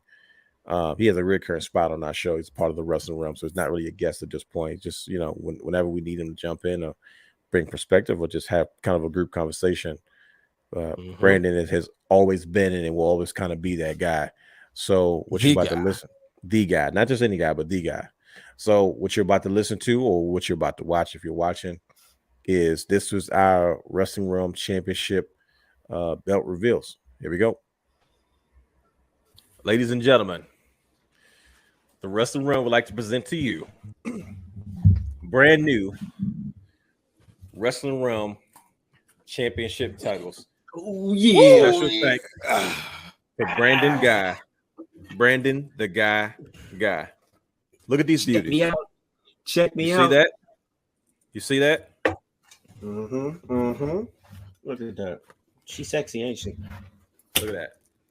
So we would like to personally take this time to thank you, Brother Brandon, publicly in front of the world as we unveil these new championships. Yes, He sir. designed these championships custom for us personally, to tell a story. And each of us can probably go into what we like to do. But as you can see, we have multiple plates, and each thing kind of tells something different about who we are as individuals as far as his brand. If you don't know Brandon Guy, he was a part of the Wrestling Wrealm from the very beginning.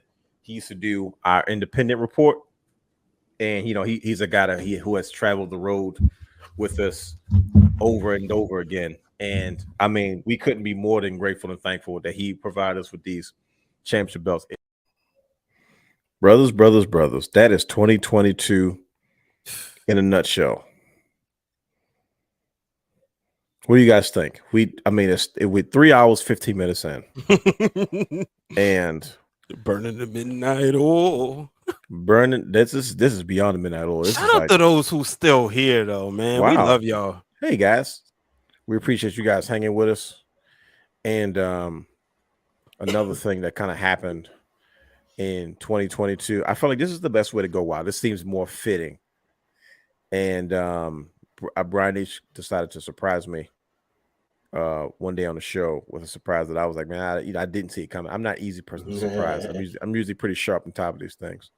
But usually we play our outro music and we go and we get off the air. But I feel like today, to celebrate another one of the major moments for me personally and Wrestling Wrealm Now podcast history for the year 2022 is one of the biggest surprises that I had when Brian A surprised me with our good brother E-Rock. He joined us on the show for an episode, and that was a good time. So, ladies and gentlemen, this is how we're going to close the show out tonight, playing this iconic moment that Brian H put together in one of the hottest theme songs in professional wrestling media history. We'll see you guys. Good night. We'll talk to you later. Join us on the next show. Follow us and subscribe to us at Wrestling Wrealm. You got all the advertisements, so if you're paying attention, just go back and look at it in the description. Ladies and gentlemen, we out.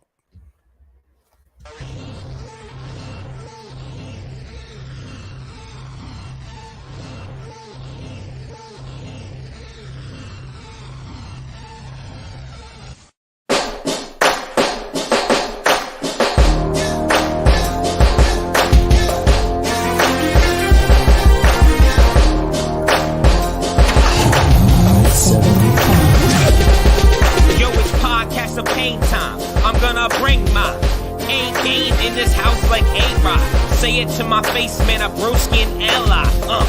I can't lie. I'll win this. 60 more than Flair, cause I know how to finish.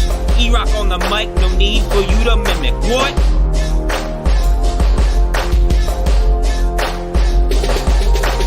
Yo, it's Charlie Speed, and I bring the pain. Not King of Kings, call me the game. I flow insane, like a mankind. Hardcore with these words, it's pain time.